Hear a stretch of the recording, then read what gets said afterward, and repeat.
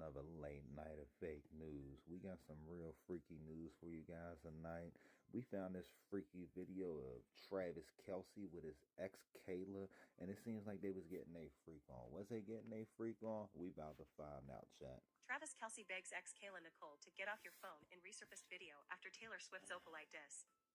The girl Travis Kelsey loved before was always in her phone, according to Taylor Swift's savage new lyrics, and fans found proof. On Friday, an eagle-eyed Swiftie resurfaced a video via X from Kelsey's off-again romance with Kayla Nicole.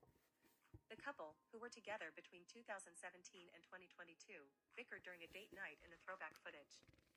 Taylor Swift's fans resurfaced a cringy video of Travis Kelsey and Kayla Nicole after the singer's shady lyrics. X/at trying to unplug. In the throwback clip, the athlete requested his then-partner get off her phone. X/at trying to unplug. As Nicole filmed selfie style, a glass of wine in hand, Kelsey leaned in to firmly request, "Just drink the wine so we can go." The 33-year-old giggled, telling the camera that she loved it here. Nicole held the same glass in another video, insisting she wouldn't have to go on social media to seek validation from a bunch of strangers on the internet if someone sometimes would pay her attention. "Just drink the wine so we can go," the tight end requested firmly. X/at trying to unplug. Nicole quipped that Kelsey didn't give her attention, so she sought validation from strangers on the internet. X/at trying to unplug. Kelsey sighed and replied, "Oh, my God. Get off your phone. Get off your phone. You're not even drinking your wine anymore, can we go?" Nicole laughed off the question. The footage made the rounds on Friday in the wake of Swift seemingly shading Nicole in the third track of her 12th album, The Life of a Showgirl. Swift seemingly referenced Nicole's phone use in Opalite. Myrtleass and Marcus Piggott. The song, notably, is Kelsey's self-proclaimed favorite off the Life of a Showgirl album. Opalite, which is Kelsey's favorite off of the project, begins with a verse about Swift's past lovers, before diving into the athlete's previous relationship. Follow page 6 Taylor Swift live updates for the latest news, photos, fan theories, and more. "You couldn't understand it, why you felt alone," the Grammy winner sang. "You were in it for real, she was in her phone / and you were just a pose. And don't we try to love?" Swift continued.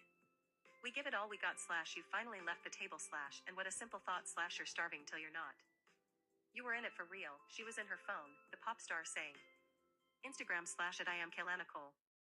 The lyrics continued, "You finally left the table / and what a simple thought / you're starving till you're not. I am Kayla Nicole /Instagram." Reps for Kelsey, Nicole, and Swift did not immediately reply to page 6 requests for comment. Swift gushed about the song on Capitol Breakfast Friday morning, confirming the title is a link to her fiancé's opal birthstone. She did not address any shady lyrics while explaining that the song is about happiness as a man-made concept. The third track off the record also mentions Swift's past lovers, Myrtleass and Marcus Piggott. She and Kelsey have been an item since the summer of 2023, getting engaged in August. Courtesy of Kaladi. Kelsey raved over the song after Swift revealed her record as part of her New Heights debut in August. "Opalite might be my favorite tie, at least right now," the athlete told brother Jason Kelsey in the subsequent episode. "Every time it comes on, I always catch myself." The 3-time Super Bowl winner, who proposed to Swift that same month, has yet to react publicly to the songwriter's album release.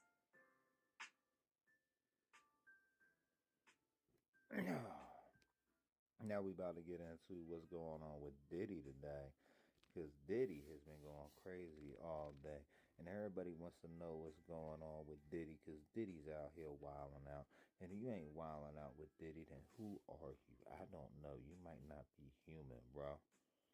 Can't be. Sean Diddy Combs sentenced to more than 4 years in prison for prostitution-related conviction. By Lauren Del Valle, Nikki Brown, and Kara Scannell, CNN. Updated 8:31 p.m. Eastern Daylight Time, Friday, October 3, 2025. Play. Video ad feedback. CNN explains how judge came to 50 months for Diddy's sentencing. 157 source, CNN. What we covered here. Combs sentenced. Sean Diddy Combs has been sentenced to 4 years and 2 months in prison for his conviction on 2 counts of transportation to engage in prostitution. He also must pay a $500,000 fine. Combs speaks. He addressed the court earlier and begged the judge for mercy, calling his actions disgusting, shameful, and sick. Combs apologized to the victims and all the victims of domestic violence. Defense response. Brian Steele, a defense attorney for Combs, slammed the judge's sentence as un-American. Steele told CNN he thinks the sentence sends the wrong message and argued Combs was sentenced for conduct the jury did not find him guilty of. All. Catch up. Analysis. 113 posts. 36 minutes ago. Our live coverage of the Sean Diddy Combs sentencing has ended for the day. Follow our continuing coverage or read through the posts below. 1 hour 41 minutes ago. Combs' defense attorney argues sentence was un-American and says they will appeal. From CNN's Elise Hammond. A defense attorney for Sean Diddy Combs slammed the judge's sentence of his client of 50 months in prison as un-American in comments after the hearing today. Brian Steele told CNN he thinks the sentence sends the wrong message and argued Combs was sentenced for conduct the jury did not find him guilty of. People get, God forbid, falsely accused of a crime, they go to trial, they have all the witnesses testify, credibility is determined, the jury reaches a verdict, and finds in their favor, and then they get sentenced for the same exact conduct that the jury found that they did not commit, Steele said. It seems un-American. Steele told CNN's Kara Scannell that since Combs was not convicted on sex trafficking and racketeering charges, the judge should not have considered those elements in his sentence. There is no such corresponding element in the Mann Act, he said. This was a very hard sentence. Asked if he thought the judge was wrong, Steele said, "We'll find out on appeal." The defense attorney said he talked to Combs after the sentencing but declined to give more details about their conversation or how his client was feeling. 2 years is an eternity in custody, Steele said. Mark Agnifilo, another one of Combs' defense attorneys, said outside the courthouse that the legal team feels they have strong basis to appeal. The jury reached a verdict on coercion and found there was not coercion, and I think the judge said coercion today as a basis for his sentence at least a dozen times, Agnifilo said, adding that he thinks this is unconstitutional. 2 hours 23 minutes ago. Here are the judge's key lines before he sentenced Diddy to 50 months in prison. From CNN's Aditi Sangal, Lauren Del Valle, Nikki Brown, and Kara Scannell. Sean Diddy Combs at the Metropolitan Museum of Art Costume Institute Gala in New York, on January 5, 2017. Lucas Jackson/Reuters. Judge Arun Subramanian delivered powerful remarks before sentencing Sean Diddy Combs to 4 years in prison and levying a $500,000 fine on the rapper. Here's the key lines as Subramanian addressed Combs directly. Considering all of Combs' history, Subramanian clarified that the sentence was for the offenses of conviction, the Mann Act charges, and not the sex trafficking and racketeering charges he was acquitted of. He also said that while the drugs may be behind the Combs' violent behavior, the court has to consider all of your history here. Combs' success and devotion to family, Subramanian said he has considered that Combs is devoted to his family, a self-made artist and businessman who has inspired and lifted up communities, and noted that his successes are even more impressive given the struggles in his childhood. On the defense's arguments, Subramanian rejected the defense's attempt to characterize the freak-offs and hotel nights as intimate consensual experiences or just a sex, drugs, and rock and roll story. On victims, Subramanian said a substantial sentence must be given to send a message that abuse of women is met with accountability, adding that the court is not assured that Combs would not commit these acts again. Combs irreparably harmed 2 women, the judge said.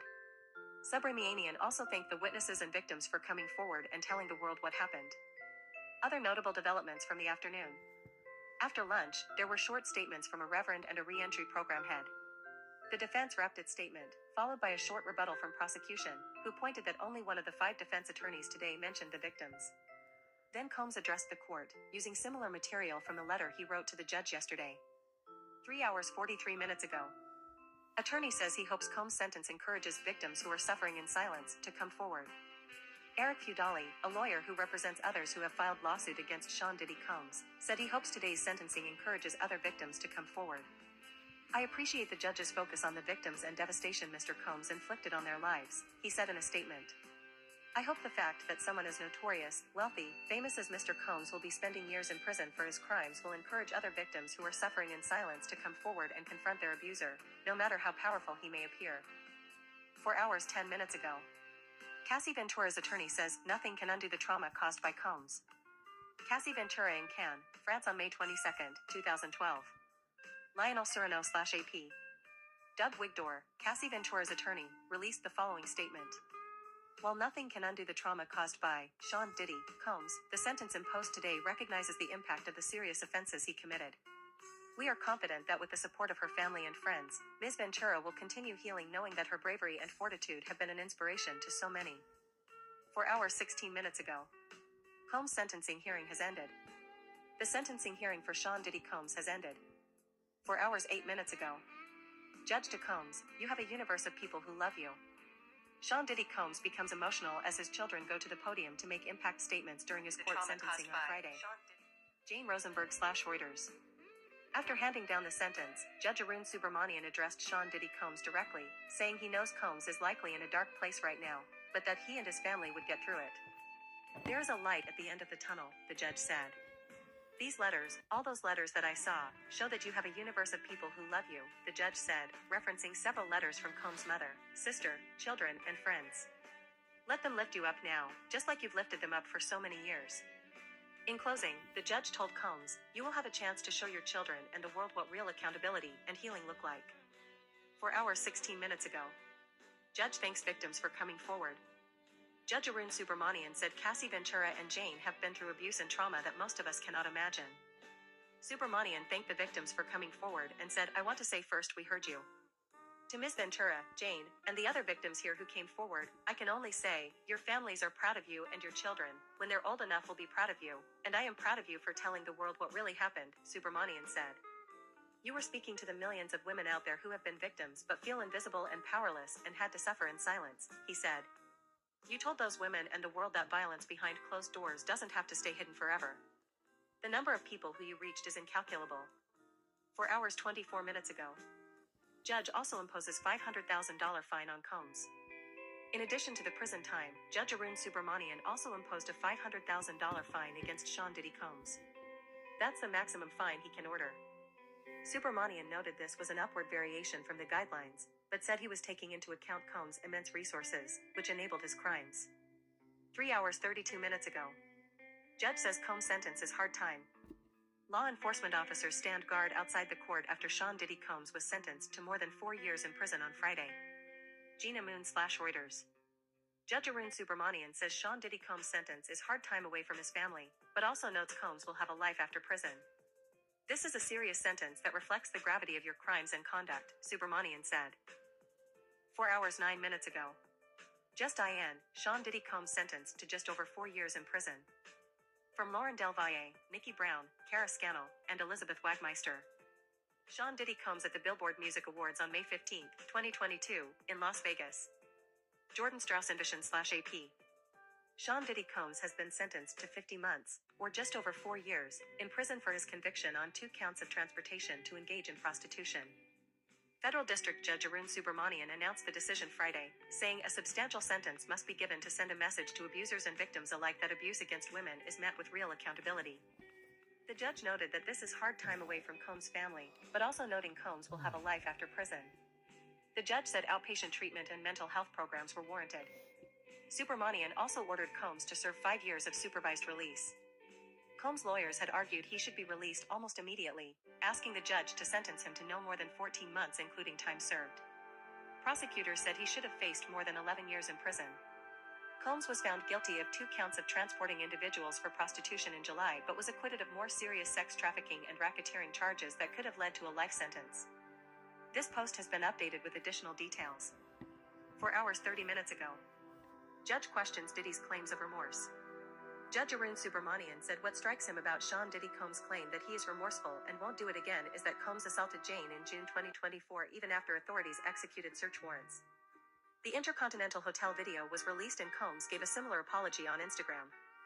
You brutally assaulted Jane, Subramanian said reading an excerpt from Jane's testimony about the hotel night and assault she endured in June 2024. Jane testified credibly about that altercation, the judge said. 4 hours 28 minutes ago.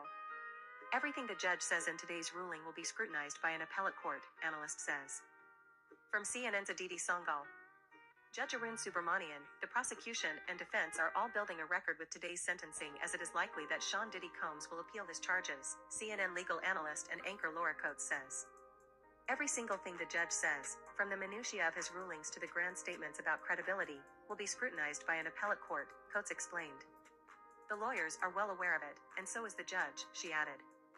4 hours 34 minutes ago. Judge says Diddy irreparably harmed 2 women. Judge Arun Subramanian said Sean Diddy Combs' actions were serious offenses that irreparably harmed 2 women, who still feel the effects today. The conduct occurred for over a decade and with tremendous frequency over that time period, Subramanian said. Why did it happen that long? Because you had the power and the resources to keep it going. and because you weren't caught. 4 hours 36 minutes ago. A substantial sentence must be given, judge says. Judge Arun Subramanian said the court is not assured that if Sean Diddy Combs was released that these crimes will not be committed again. He said that acts of sexual violence are unfortunately common, and a substantial sentence must be given to send a message to abusers and victims alike that abuse against women is met with real accountability. However, Subramanian said, a sentence of more than 11 years, as requested by the government, is not reasonable. 4 hours 38 minutes ago. Judge outlines Diddy's abuse of Cassie Ventura was seen in texts, emails, images, and videos. Judge Arun Subramanian told Sean Diddy Combs that he abused the women acclaimed to love physically, emotionally, and psychologically, adding that he was sitting right there during Cassie Ventura and Jane's testimony. We read about it in text messages and emails, Subramanian said. We saw it in the images of gashes, bruises, broken doors, and we saw the video of your savage beating of Ms. Ventura, Judge Subramanian said. This was subjugation, and it drove both Ms. Ventura and Jane to thoughts of ending their lives.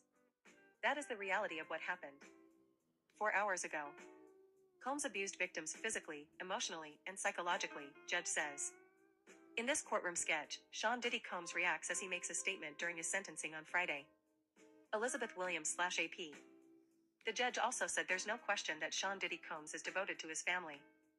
Judge Arun Subramanian, however, said he rejects the defense's attempt to characterize the freak-offs and hotel nights as intimate consensual experiences or just a sex, drugs, and rock and roll story. A history of good works cannot erase the power and control you had over the women you profess to love dearly. You abused them physically, emotionally, and psychologically, and you used that to get your way, he said. The judge added, I was sitting right here during testimony from Cassie Ventura and Jane. 4 hours 43 minutes ago. Judge says Combs' work history is impressive given the trauma suffered from his father's death. Judge Arun Subramanian told Sean Diddy Combs that his work history, impact on the black community, and entrepreneurship are celebrated and iconic.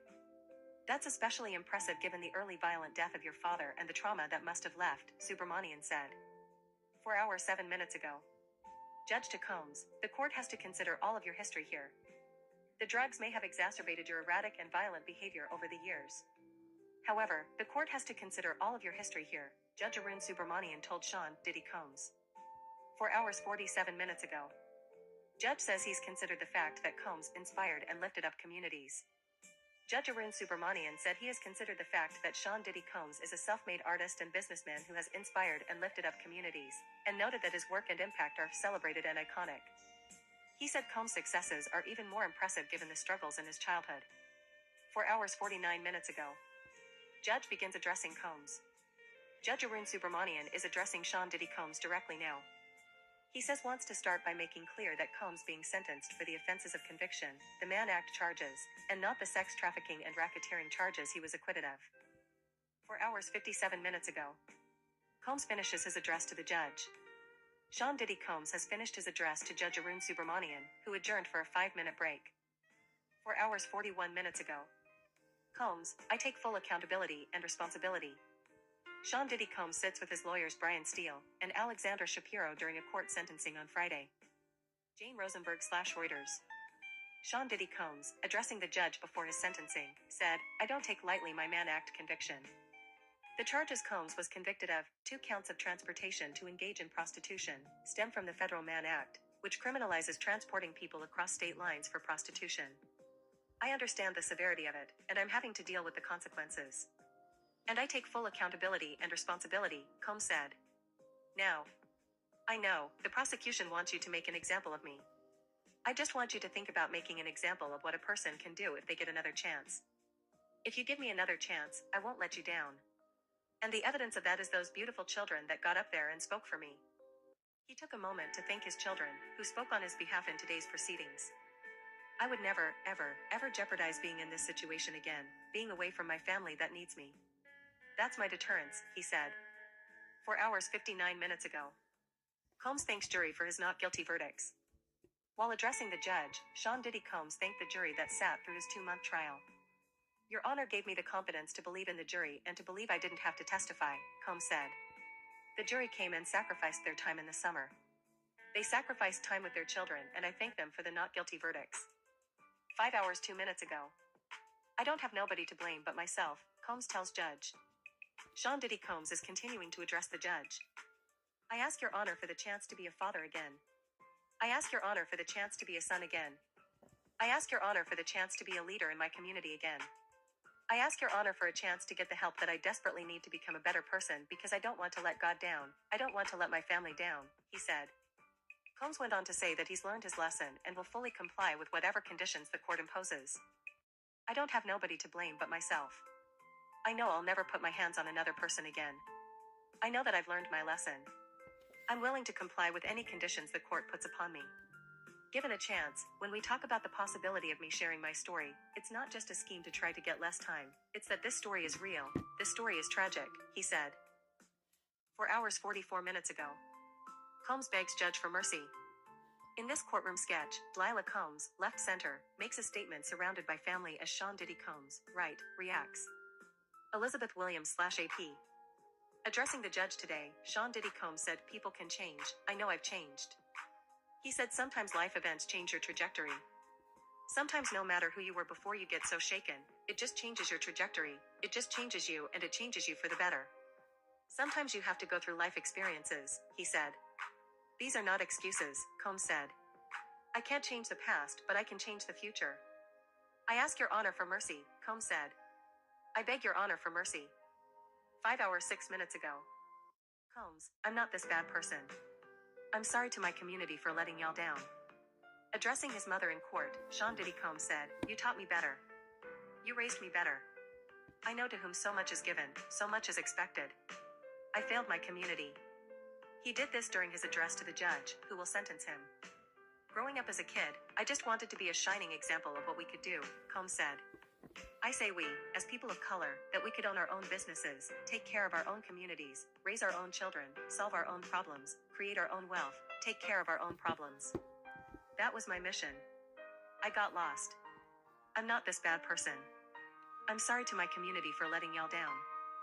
5 hours 1 minute ago. Combs addresses his children seated in the courtroom. Y'all deserve better. In this courtroom sketch, Sean Diddy Combs becomes emotional as his children as babies are shown on a screen during his court sentencing on Friday. Jane Rosenberg/Reuters. Sean Diddy Combs said he's lost his businesses and his career. But most of all, I lost my self-respect, he said as he addressed the court. I've been humbled and broken to my core. I hate myself right now. I got stripped down to nothing. I want to apologize to my 7 children, Combs added, turning around to face them in the gallery and name them. Y'all deserve better. He turned again to his mother and said he failed her as a son, his voice breaking as he said this. I'm sorry, he said. 5 hours 10 minutes ago. Combs says he got lost in his journey of life, adding he was sick from drugs and out of control. Addressing the judge, Sean Diddy Combs said his actions were disgusting, shameful and sick. I was sick. Sick from the drugs, I was out of control. Combs added that he needed help and I didn't get the help.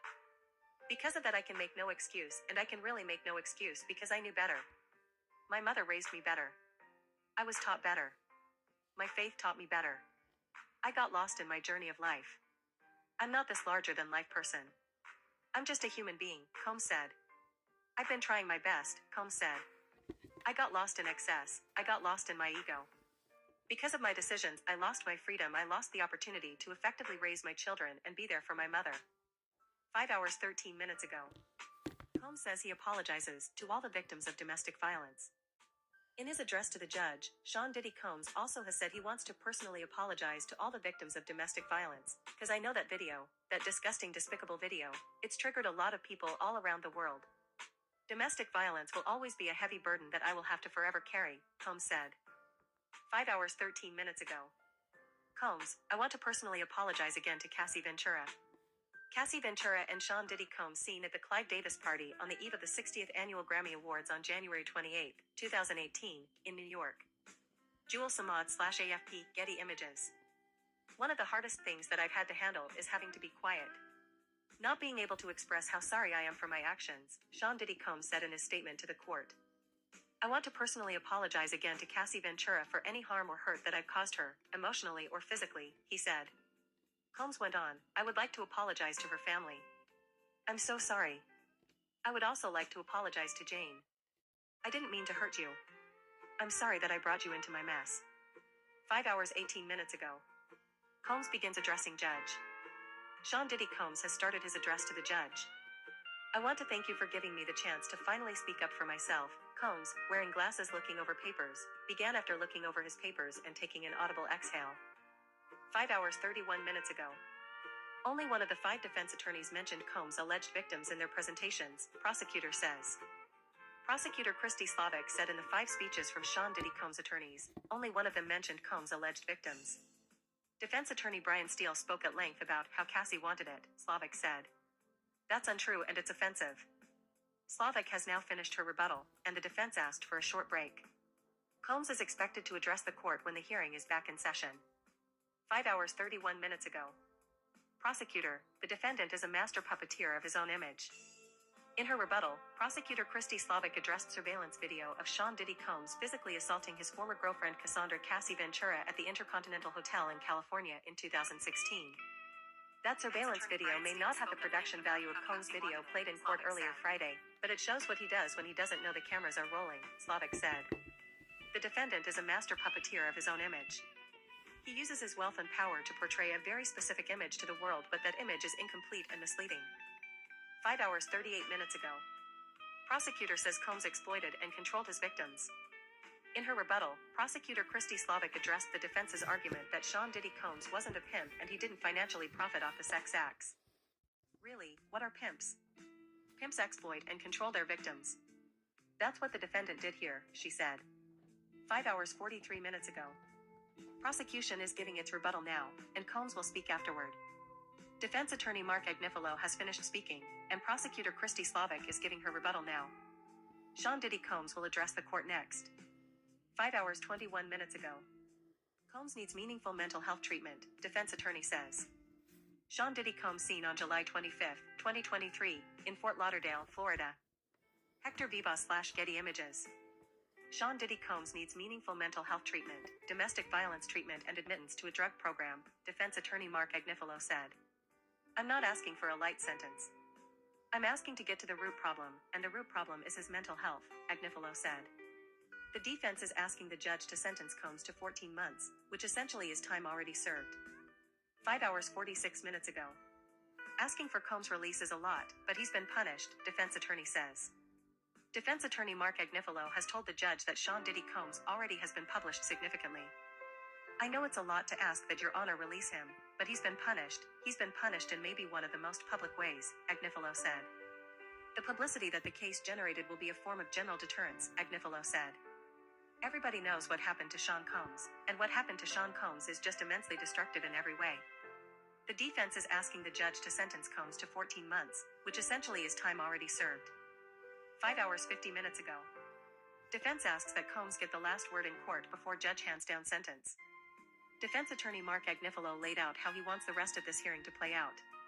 Agnifilo said he has less than 5 minutes left in his speech and said Combs will also speak. Agnifilo suggested that prosecutor Christy Slavic give her rebuttal comments before Combs addresses the court so he gets the last word before Judge Arun Subramanian imposes his sentence. 5 hours 46 minutes ago. Doctors have diagnosed Combs with PTSD, defense attorney says while exploring his past. Defense attorney Mark Agnifilo for Sean Diddy Combs arrives at the courthouse on Friday in New York. Brendan McDermott/Reuters. Defense attorney Mark Agnifilo is now addressing the court, and he's leading off with his team's main ask, that Sean Diddy Combs be sentenced to essentially time already served. We're asking for a lot. We're asking for a 14-month sentence, Agnifilo said. Agnifilo, like one of his colleagues did previously today, raised the issue of what the defense says is Combs' traumatic past. Domestic violence tends to come from childhood trauma, Agnifilo said. It's very clear that Sean Combs has genuine psychological challenges. 3 doctors have found that Combs has post-traumatic stress disorder, Agnifilo said. He acknowledged they don't really know what the stressor was, but suggested it could have been his father's murder when Combs was a child. Combs also has been diagnosed with a depressive disorder and an anxiety disorder, Agnifilo said. 5 hours 49 minutes ago. Head of nonprofit that helps felons re-enter society describes Combs' impact on other inmates. Giovanni Serres, the executive director of Reentry One, is now addressing the court. Reentry One is a nonprofit that helps convicted felons with re-entry into society. There is a constant factor in those that have participated in constructive programming. We noticed that once they are released, they are less likely to recidivate or reoffend, Serres said. He said he read the testimonies of some of Combs' fellow inmates. His impact so great that it changed the lives of those in the housing unit where Mr. Combs is housed, he said, adding that he created similar programs when he was incarcerated. Sarah said that Combs' willingness to help others in detention despite his own ongoing legal struggles demonstrates reform and rehabilitation. He added that Reentry One is eager to work with Mr. Combs, saying they've already set up several teaching engagements at various facilities. 6 hours 5 minutes ago. Defense on Combs' planned engagements, he intends to teach. Defense attorney Xavier Donaldson arrives to attend a court sentencing hearing of Sean Diddy Combs on Friday in New York City. Brendan McDermott/Reuters. Defense attorney Xavier Donaldson acknowledged that Sean Diddy Combs has engagements to teach as soon as next week, and said Combs plans to teach more inmates the kind of course he's been teaching in jail in Brooklyn is not lip service as suggested by the government. Donaldson said he's been in contact with facilities in Florida, including the Bureau of Prisons in Miami, about expanding Combs' course there. Donaldson said it was necessary for Combs' team to present the court with plans like this for his release that show he won't be a danger to the community. We do need something for him to do if he gets out today, Donaldson said. Donaldson said Combs' teaching engagements would not be entertainment or something to profit from. He would be continuing to teach individuals to make sure they don't recidivate, Donaldson said. Donaldson's comments come after a prosecutor told the judge that Combs had booked a speaking engagement for Next in Miami, a booking that the prosecutor said was the height of hubris because it was arranged before Combs' sentencing. Defense attorney Brian Steele also addressed the booking today, saying an October 6th event was not a speaking engagement, but a healing for Sean as well as the community. 6 hours 20 minutes ago. Defense attorney says he believes the court is in a difficult position. Defense attorney Xavier Donaldson is now speaking. The court's in a difficult position, I think, if I may say that respectfully, Donaldson said. He said the judge is looking at the victim impact statements written by Cassie Ventura, Jane, and other alleged victims, as well as the letters and statements from Sean Diddy Combs' loved ones. You find yourself, I think, saying you have two people here. Who's the real Sean Combs? Donaldson asked. I like to believe that the real Sean Combs is in the grain of all those letters you read and what you heard from the family. Defense attorney Mark Agnifilo is expected to speak after Donaldson. 6 hours 28 minutes ago. Give him to us, and we won't let you down, the Reverend Gary Johnson says of Combs. The Reverend Gary Johnson has spoken in court on behalf of Sean Diddy Combs. Johnson said he's seen members of the community supporting Combs. If you free him, free his body from his incarceration and allow him to have probation. We'll help free his mind, he said. If you give him the opportunity under us to work for us, he won't be back in here because he made a mistake. He'll be back in here to tell you thank you, he said, Johnson said, adding he would be personally responsible for making sure Combs is rehabilitated. I'm asking you to give him to us, and we won't let you down, Johnson said in closing. 6 hours 36 minutes ago. His good outweighs his bad by far, defense attorney says of Combs. Wrapping up his presentation to the judge, defense attorney Brian Steele said of Sean Diddy Combs, his good outweighs his bad by far. Steele called Combs a civil rights leader more than once in his address. 6 hours 35 minutes ago. Combs plans to move to Miami to be close to his mother if he's released, defense says. Janice Combs, mother of Sean Diddy Combs, arrives at the courthouse in New York on Friday. Richard Drew/AP. If Sean Diddy Combs is released, the rapper plans to move back to Miami to be close to his mother, defense attorney Brian Steele said, adding that said the Miami area has the resources available for Combs to get the therapy and counseling he needs. Steele said Combs would then be used by the community in a positive way. He is in the unique position that, if this honorable court believes that it is something that goes into his special conditions of his release, he will be speaking openly about what it's like to be incarcerated, what it's like to be on drugs, what it's like to lose a global business, what it's like to harm people you love, what it's like to take the happiness from your family, he said. 6 hours 39 minutes ago. Defense pushes back on reports finding that Combs coerced Ventura into freak-offs. Defense attorney Brian Steele pushed back on the pre-sentencing report finding that Sean Diddy Combs coerced Cassandra Ventura into freak-offs. The defense team maintains that freak-offs were consensual sexual acts between adults that Ventura willingly participated in, Steele said. The defense attorney read some excerpts from Ventura's testimony, when she said she wanted to make Combs happy. 6 hours 45 minutes ago. Defense addresses Combs' event scheduled for next week. Defense attorney Brian Steele has addressed a speaking engagement that a prosecutor had said that Sean Diddy Combs arranged to do in Miami next week. The October 6th event, Steele said, is not a speaking engagement, but rather a healing for Sean as well as the community. Defense attorney Xavier Donaldson will discuss it further when he addresses the court later today, Steele said. Earlier today in court, prosecutor Christy Slavic brought up the event booking. Scheduling it before sentencing was handed down, she said, was the height of hubris. 6 hours 54 minutes ago. Combs has punished himself more than anyone will ever be able to punish him, lawyer says. Sean Diddy Combs is a great man, his lawyer Brain Steele told the courtroom. Some of the media have called Sean a disgrace, an outcast, like a leper. Those people are wrong, Steele said. I know Sean personally. He's a great man who is being sentenced, but he still has done things that I would dream of doing. Steele said that Combs has punished himself more than anyone will ever be able to punish him. It will stay with him for the rest of his days, the lawyer added.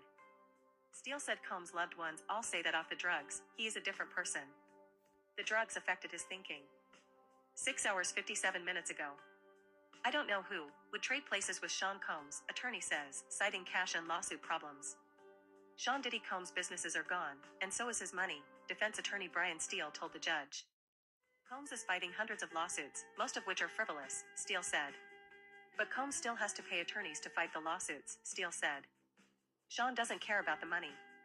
He wants to go home to his family, Steele said. I don't know who among us would trade places with Sean Combs, Steele said. 6 hours 54 minutes ago. Defense attorney says Combs was nearly stabbed while in custody. Sean Diddy Combs sits with his lawyers Nicole Westmoreland, Brian Steele, and Alexander Shapiro during his court sentencing on Friday. Jane Rosenberg/Reuters. Defense attorney Brian Steele said that Sean Diddy Combs was nearly shanked by another inmate while in custody, adding that a guard narrowly stopped the attack. Sean is not a typical person in custody, everyone knows him, Steele said. It's a trophy for them, they get recognition if they harm him. Steele said Combs hasn't slept more than 2 hours consecutively since he was arrested. He eats out of bags, he eats chips all day long, he said. Steele said despite the conditions at New York City's Metropolitan Detention Center, the worst part of being in custody is the separation from his family. He sometimes would tell me, it's not worth going on, there's nothing here, there's no more hope. But his family, he could not again bring suffering on them, that would just be more trauma to them, Steele said. 7 hours 9 minutes ago. Combs is so remorseful, defense attorney says. Sean Diddy Combs is so remorseful, defense attorney Brian Steele told the judge. I have been with Sean when he has prayed not only for forgiveness, but for healing for anyone that he has harmed or injured, Steele said. Sean wants nothing for himself. This sentence today is not about him. He wants to get back to his family, for them. 7 hours 9 minutes ago. Defense attorney describes Combs' musical talent. Diddy performs on stage during the 2023 MTV Video Music Awards on September 12, 2023, in Newark, New Jersey. Mike Coppola/Getty Images for MTV. Defense attorney Brian Steele said Sean Diddy Combs got his start in the music industry by taking an unpaid internship at a record label. His ear is better than everyone's, and he can tell what is a good album, what's going to be a #1 hit, and how people should change how they're singing or the way that the beat's constructed, Steele said. Eventually Combs' name became known throughout the music industry, he said. 7 hours 13 minutes ago. Defense addresses trauma in Combs' life. Defense attorney Brian Steele arrives at court for the sentencing hearing of Sean Diddy Combs in New York City on Friday. Brendan McDermott/Reuters. With lunch break over, defense attorney Brian Steele is now addressing the judge. Sean Diddy Combs has impacted so many people in such a positive manner, and Steele is wondering how it came to this, Steele said. I sit here with tears in my eyes because I can't believe we're here, Steele said. Please consider the following 2 reasons I believe we're here: untreated trauma, great trauma in Sean's life, and a ferocious drug addiction that got out of hand. Combs' father was killed when Combs was 3, Steele said, and Sean has no memory of his father. I can't imagine, Steele said. A few years later, his uncle, his mother's brother, overdosed on drugs, a drug addiction that later in life would haunt also Sean. Steele said Combs' mother worked 3 jobs to raise money and move the family to Mount Vernon, New York. Sean's family was one of the only African American families in the area, so for the first time Sean encountered racism, he said. 7 hours 20 minutes ago. A roundup of what has been said in court so far today. From CNN's Aditi Sangal, Lauren Del Valle, Nikki Brown, and Kara Scannell. The sentencing hearing of Sean Diddy Combs is going longer than initially expected, and, so far, the court heard from the prosecution, some of the defense attorneys, and the rapper's children. The defense is continuing to give its presentation now. Here's quick excerpts from their statements. Prosecution: Christy Slavic built the case for accountability and justice for Combs' actions that she said changed the lives of the victims. She reiterated that the government seeks a sentence of at least 135 months, slightly more than 11 years, and claimed that Diddy's respect for law is just lip service as he had already booked speaking engagements in Miami next week. Defense. In arguing for a lenient sentence, the team said Combs' case doesn't compare to many Mann Act cases, which is what his charges stem from. They also highlighted his significance in black culture and his community work and said he is remorseful. Children, 3 of Combs' sons and 3 of his daughters took turns to speak at the podium, saying the rapper has transformed. They asked he be given a second chance and said they don't want to see their 2-year-old sister grow up without her dad. Then the defense played a video of Combs' life and his charity work, which Combs sobbed through. 7 hours 30 minutes ago. Court is back in session. Judge Arun Subramanian is back on the bench, and Sean Diddy Combs' sentencing hearing has resumed. 7 hours 32 minutes ago. Combs and lawyers are back in the courtroom. Sean Diddy Combs, defense attorneys, and So I hope you guys like your Diddy updates, because that's going to be the last time we Diddy updating for a while. That's not what we're talking about. What's going on? Diddy's family returns to the hotel after the family is sentenced. Why are they in the telly? No, we're not watching the video. I don't want to be stalking them like in real time like y'all on Fox News. Why y'all stalking the diddlers? Sean Combs sentenced to more than 4 years in prison after apologizing for sick conduct. The judge said that a substantial sentence was required to send a message to abusers and victims alike that exploitation and violence against women is met with real accountability. Pinned. Ben Cesario, Julia Jacobs, and Joe Coscarelli. Reporting from federal court. Here is the latest. Sean Combs, the fallen hip-hop mogul, was sentenced on Friday to more than 4 years in prison for prostitution-related offenses, in a case that drew global attention for its lurid accounts of violence and fetishistic sex marathons. Judge Arun Subramanian, who was overseeing the case, said in delivering the sentence of 50 months that a substantial sentence was required to send a message to abusers and victims alike that exploitation and violence against women is met with real accountability. Mr. Combs' lawyers had argued that he was at most a John in hiring prostitutes, and that the sex involved was consensual. Judge Subramanian addressed those arguments directly. "You were no John," he told Mr. Combs. "You were more than that, even if you're..." He like, you ain't no John. Your name is Sean. The only John you are is Sean John. Okay. Arthur Jones is trending. What's going on, Arthur? It looks like Arthur passed away, and not the Arthur from the brain. Arthur Jones, who won a Super Bowl with the Ravens, dies at 39. Owings Mills, Maryland. Arthur Jones, a defensive lineman who spent his first 4 NFL seasons in Baltimore and won a Super Bowl with the Ravens, has died. He was 39. Syracuse, Jones' alma mater, said he died Friday morning. The school and the Ravens didn't give a cause of death in their announcements. Arthur's presence was a gift to everyone he encountered, Ravens general manager Eric DeCosta said. His big, bright smile, infectious energy, and eternal positivity created a presence that continuously uplifted others. Jones was a 5th-round draft pick in 2010 and had 8.5 of his 10 career sacks in a 2-season stretch in 2012-13. The Ravens beat San Francisco in Super Bowl 47 to cap the 2012 season. Jones sacked 49ers quarterback Colin Kaepernick just before a power outage at the Superdome in New Orleans. He also had a fumble recovery in that Super Bowl. "My heart is heavy today after the loss of Art Jones," Ravens coach John Harbaugh said. Art was a truly remarkable person, a dedicated teammate, a relentless worker, and someone any coach would be proud to lead. His love for life, generous spirit, and radiant smile left a lasting impression on everyone fortunate enough to know him. He had a genuine gift for connecting with people, bringing joy to the locker room and beyond, and his presence was a source of light within our team and the Baltimore community. Jones also spent 2 years with Indianapolis and a final season in Washington in 2017.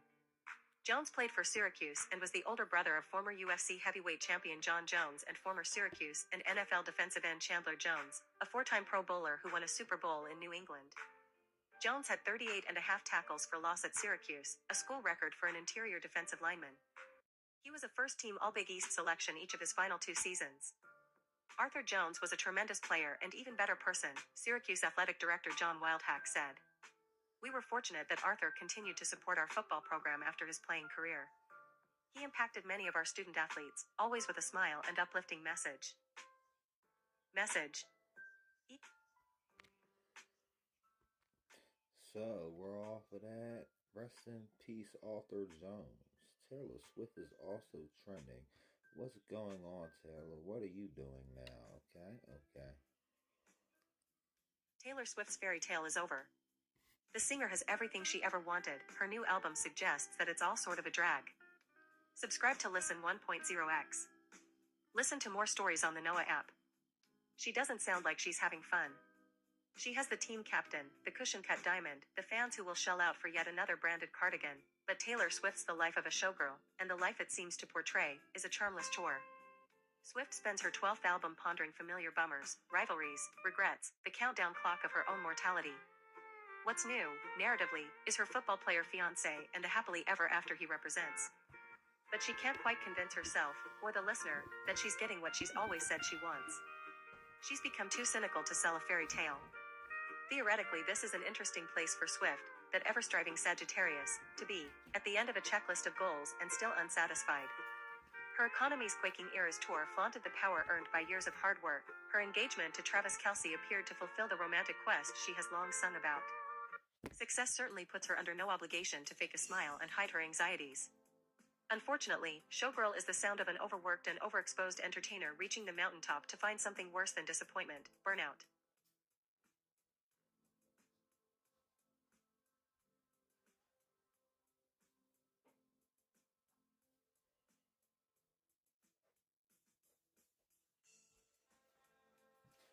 Okay, so we're about to be on to the next story because it seems like Taylor Swift got tailored out, and I don't know what's going on with Taylor. So we're going to look at another story about Taylor because Taylor is trending.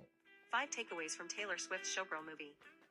The pop star's new album arrived with a limited-run film in which she debuts a video for The Fate of Ophelia and chats about the LP's songs. Taylor Swift's new album arrived with the official release party of A Showgirl, and not quite a movie that's taking over screens around the world this weekend. Credit, Alex Robluski/Agence France Presse, Getty Images. Taylor Swift fans congregated at an Upper West Side AMC theater on Friday in folklore cardigans. The seats of an auditorium were adorned with friendship bracelets reading I'd Lie and Reputation, names, of course, of Swift songs. Instead of trailers, the theater played a pre-show of Swift tracks with album art from The Life of a Showgirl, the pop star's newly released 12th original album. The occasion was the official release party of A Showgirl, Swift's not quite a movie that's taking over screens around the world this weekend. Unlike the concert film, Taylor Swift, The Eras Tour, from 2023, the official release party of A Showgirl feels more like the bonus features on a DVD. The 89-minute movie includes the video debut for the lead track, The Fate of Ophelia, which Swift wrote and directed, and behind-the-scenes footage of the shoot, plus lyric videos for the rest of the songs on the album featuring looped images of Swift in showgirl regalia. Before each video, Swift gives brief explanations of her thought process behind the song. Here are 5 highlights. She wanted The Fate of Ophelia to have firm connections to Shakespeare. The Ophelia video opens with Swift mimicking John Everett Millay's painting of the doomed heroine of Hamlet. She then cycles through what she later describes as various types of showgirls. In one scene, she's a 1960s go-go dancer. In another, a Sarah Bernhardt-type theater actress. Later, she stages a Busby Berkeley-style dance sequence where she's dressed in retro swimwear. She finally transforms into the pop star we know her to be, catching a football in a hotel hallway while wearing a sparkly mini dress. Image. The cover of The Life of a Showgirl. Credit, Republic Records, via Associated Press. The video ends with Swift, half submerged in a tub, the exact image on the album cover. It's an effort to underscore the Ophelia connection, she says in the film while in conversation with her collaborators, which include the Killers of the Flower Moon cinematographer Rodrigo Prieto. So, art history for pop fans. Swift breaks down her diss tracks. Father Figure and Actually Romantic are 2 of the most speculated about songs on Showgirl because they are the easiest to read as diss tracks. In the official release party, Swift explains herself, sort of. Discussing Father Figure, she describes why she decided to interpolate George Michael's song of the same name. I always thought it could be cool to use the line, I'll be your father figure, as a creative writing prompt and turn it into a story about power and a story about a young ingenue and their mentor, she says, later noting that she relates to both parties in her invented tale. Swift also discusses reaching out to Michael's estate and keeping it updated on the process, because I know how sacred songwriting is. That statement could add fuel to the theory that Father Figure is about Olivia Rodrigo, who gave Swift writing credit on 2 tracks off her debut, Sour. Swift was more coy when talking about Actually Romantic, which many presume is about Charlie XCX. In the release party, Swift calls the song a love letter to someone who hates you, and adds, in my industry, attention is affection. Her intro was met with laughter and applause from the audience who were, naturally, Team Swift. Wood gets a clean version. Swift wrote what is probably her most sexually explicit track to date with Wood, which seems to reference her fiancé's anatomy, but the official release party is a clean affair. Instead of fessing up to her not so thinly veiled innuendo, she says that it's a song about superstitions. The lyric video changed the likes of "His love was the key that opened my thighs" to "His love was the key that opened my skies." Swift is a go to call for canceled pals. Swift has a rarefied life, but in her introduction for Canceled, she tries to make the case that anyone can know what it's like to feel social backlash. In the track, she sings about her friends getting along because they have matching scars. Apparently, Swift is mentor for those who need support after being publicly shamed. Anytime people get backlash, I tend to be the person they reach out to, she says. Swift thinks Sabrina Carpenter has what it takes to be a superstar. The only other artist featured on The Life of a Showgirl is Sabrina Carpenter, who shows up on the title track, a story song about a fictional showgirl named Kitty, who tries to warn Swift about her lifestyle. Swift tells her viewers that she wanted Carpenter to sing a verse because her fellow singer and songwriter has what it takes to follow in her footsteps. She's also really well equipped for this career. She is so good at moving through backlash or criticism or people just being unfair to her or picking her apart, Swift says. She has the temperament to, like, pivot and use it as fuel. Carpenter recorded her part during days off from her tour in Sweden.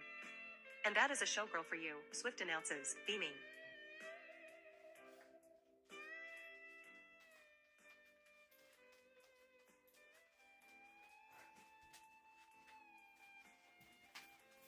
Okay, I know you guys are Swift out a little bit now. You guys are done listening to Taylor Swift to find out what's going on with Taylor Swift.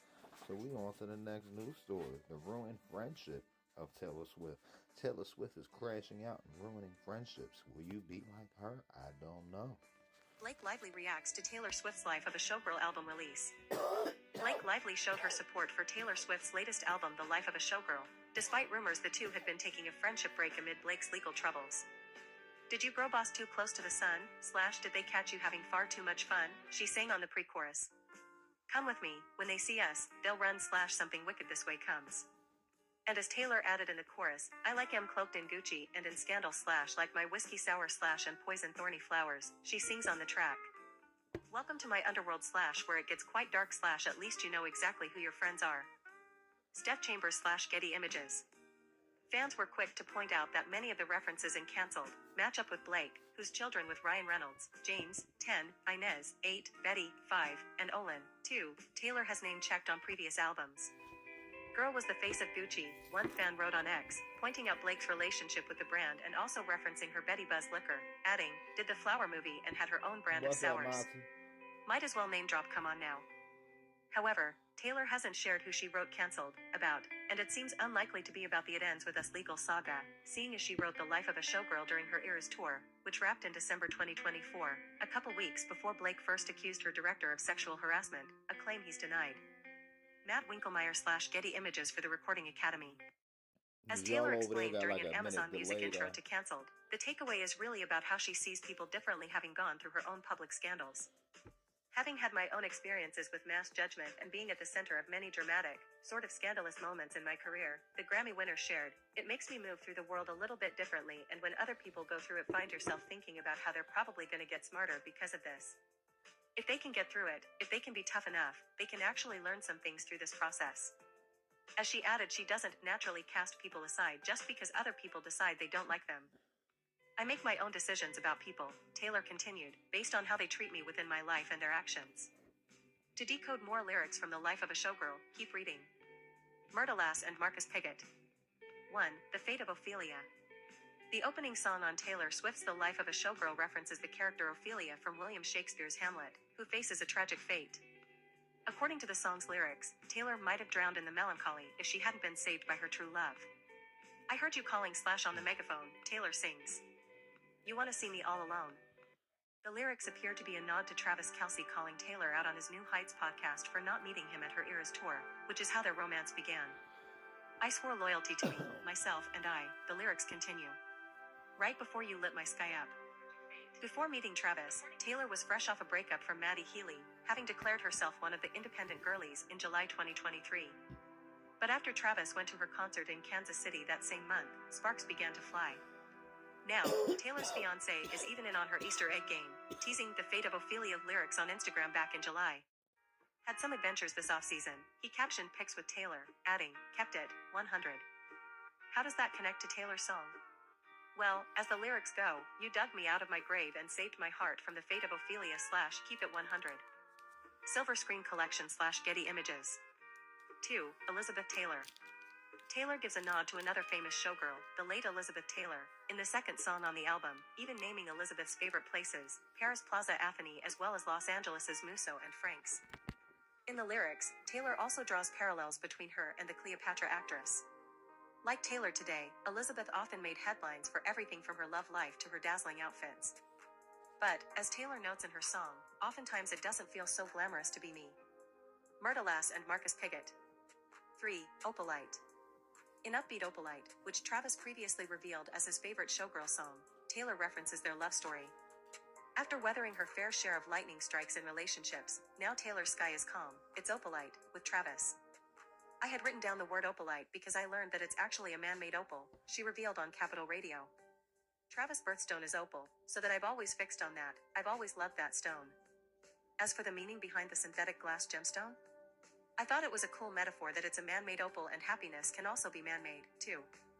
However, it's not without some bite, as Swifties think Taylor shaded Travis X Kayla Nicole in the lyrics by hinting the NFL player felt kind of like a prop in her social media pics. You couldn't understand it / why you felt alone, she sings, seemingly to him.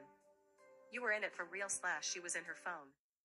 The song goes on, you were just a pose / and don't we try to love / and give it all we got / Yo, that's crazy. Oh, I'm sorry. I'm supposed to keep the lights on, but that's definitely crazy. Like, said, oh, you was just a trend. So you saying you was hopping on the next trend, so the next dude trending, you gonna get him? You finally left the table / and what a simple thought / you're starving till you're not. Amy Sussman / Getty Images and Sean Gallup / Getty Images. If I can get 1 million likes on this video, I'll see if Taylor will do a OF flip with me. Images. 4. Father figure. While Taylor, Max Martin, and Shellback are credited as showgirl writers, the late George Michael receives a posthumous credit on Father Figure because the song includes an interpolation of George's 1987 track of the same name. George's team even gave their stamp of approval, writing on Instagram October 2nd, "Thank you at Taylor Swift for including George in such a special moment." Fans speculate that the first half of the song is written from the perspective of Big Machine Records' Scott Borchetta, who sold Taylor's masters to Scooter Braun, before switching to Taylor's perspective on her reclaiming them. Taylor herself admitted that the song was written in character. "That was a fun one to write," she said on BBC One Radio. "It's a very different way of using the idea of a father figure to King of talk about power, power structures, and the flipping of the power dynamics. Plus, she's pretty proud of a specific NSFW line about making deals with the devil because 5. Eldest daughter. We've reached track 5 on Showgirl, known to be the spot on an album that Taylor reserves for her most heartbreaking songs.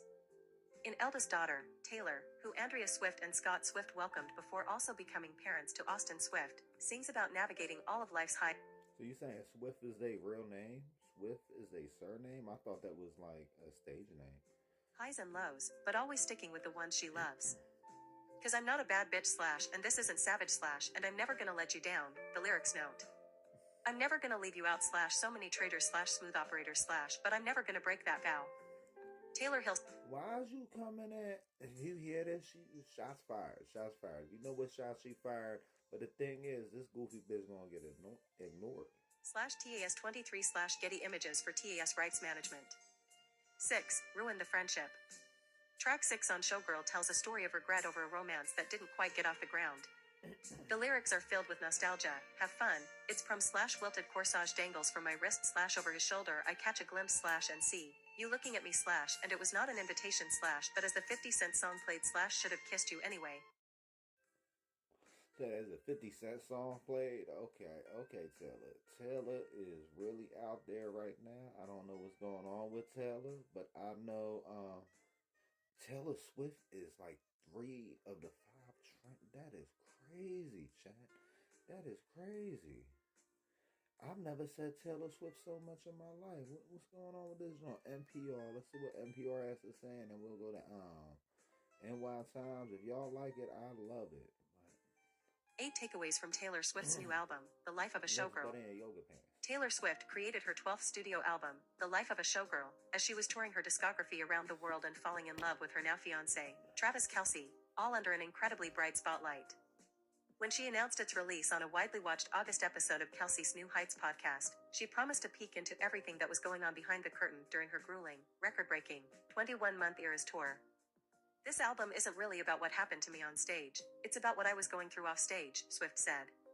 Swift, one of the biggest pop stars in the world, has a reputation for writing highly confessional songs even as she tries to keep parts of her personal life private, a balancing act that she especially seems to grapple with on The Life of a Showgirl. Armed with bright melodies, bold beats and referential lyrics, Swift takes shots at the industry and fame itself while swooning over Kelsey and the life they are building together. The 12 tracks are packed with takedowns of unnamed critics, wry odes to her beau and hints at what the showgirl has her sights set on next. Here are 8 key takeaways. The album pulls no punches. Swift said on New Heights that the album comes from an infectiously joyful, wild, dramatic place. But a lot of the songs on it have much darker undertones, with Swift taking shots at those who have criticized or, in her view, flat out wronged her. She bemoans cancel culture and welcomes scandal-plagued friends to her underworld and canceled. Actually Romantic is actually a diss track, in which Swift saccharinely thanks another artist for their attention. Father Figure, which interpolates George Michael's 1987 hit by the same name, is a retelling of a betrayal by a music industry executive. Swift is no stranger to biting back at her enemies. She's done it throughout her career, from seeking post-breakup revenge on her debut albums, Picture to Burn, to telling off her detractors on 2010's Mean, not to mention the darkly defiant tone of her entire Reputation album. It reunited Swift with her Reputation producers.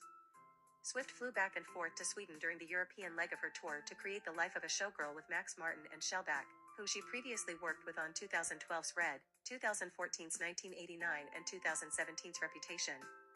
The Swedish producers and songwriters have partnered with a long list of hitmakers including Britney Spears, Kesha, Usher and One Direction, and Martin even has a Broadway jukebox musical, and Juliet. The three have made what Swift described on New Heights as some of her favorite songs, including We Are Never Ever Getting Back Together, I Knew You Were Trouble, Shake It Off, Blank Space, Style and Ready for It. For her last 4 albums, Swift collaborated primarily with Jack Antonoff and the National's Aaron Dessner. She said reuniting with Martin and Shellback felt like catching lightning in a bottle. It's a return to pop. Swift said on New Heights that her goal for this album was to create melodies that were so infectious that you're almost angry at it, and lyrics that are just as vivid but crisp and focused and completely intentional. That's a departure from some of Swift's more recent albums, which she herself has described as esoteric. Whereas her last album The Tortured Poets Department was really a full catharsis, whose goals were strictly lyrical, Swift said Showgirl, and her life while writing it, is much more upbeat. The proof is in the uptempo beats of Showgirl songs like Honey and Opalite, plus the saucy wordplay in Wood, Redwood Tree / It Ain't Hard to See / His Love Was the Key / That Opened My Thighs. That doesn't mean all of its songs are pure, shiny pop. Eldest Daughter, the 5th track on the album, is a piano ballad. It's about Swift's relationship with fame and the music industry.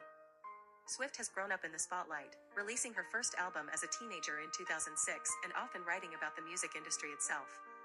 Now 35, she seems to have both sharpened her critiques of the system and made her peace with her place in it. In Elizabeth Taylor, named after the heavily scrutinized Hollywood star, she sings, Be my New York when Hollywood hates me, you're only as hot as your last hit, baby. She says she would trade the Cartier for someone to trust, then murmurs, just kidding. Then there's the final and titular track, The Life of a Showgirl, feat. Sabrina Carpenter. In it, a seasoned showgirl warns an aspiring performer about the dark side of success, an especially interesting dynamic considering Swift is seen as a mentor to Carpenter, who was one of her era's tour opening acts. As the veteran thanks the newcomer for her bouquet, she tells her the life of a showgirl is not as glamorous as it seems. They leave us for dead, she says, they ripped me off like false lashes, and then threw me away. It's also about her relationship with Kelsey. The album is in many ways an ode to Swift's relationship with Kelsey, which began after he tried unsuccessfully to approach her during one of her era's tour shows. She credits New Heights, where he publicly pursued her, with getting her a boyfriend. Swift references that courtship in the first track, The Fate of Ophelia. The opening lyrics of the album are, I heard you calling on the megaphone, you want to see me all alone. And if you'd never come for me, I might have drowned in the melancholy. She goes on to sing Kelsey's praises in other songs including Honey and The Raunchy Wood. Girls, I don't need to catch the bouquet to know a hard rock is on the way, Swift sings before name-dropping the Kelsey Brothers podcast. Seems to me that you and me, we make our own luck. New heights of manhood, I ain't got a knock on wood. It's a sleep stream. We have one set up for the TV and the computers and stuff like that, game systems, and we got one set up for the phones. Wood. Swift also sings of her hopes for marriage and motherhood, Yes, admitting no, on why eldest you daughter tripping? that when I said I don't believe in marriage, that was a lie. On $H$T, she says she wants a couple kids, got the whole block looking like you. We tell the world to leave us the F*** alone, and they do, she continues. Got me dreaming about a driveway with a basketball hoop. Boss up, settle down. I just want you. The two announced their engagement in late August. But not all the songs are about him.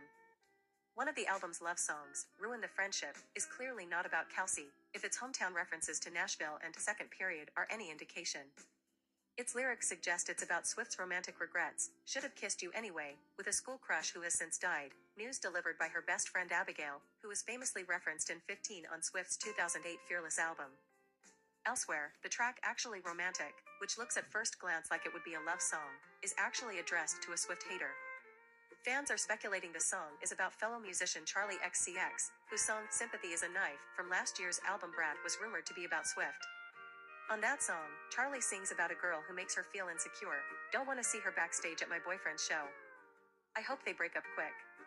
Charlie is married to George Daniel, who is a member of the British group The 1975 alongside Maddie Healy, whom Swift briefly dated during the Eras tour.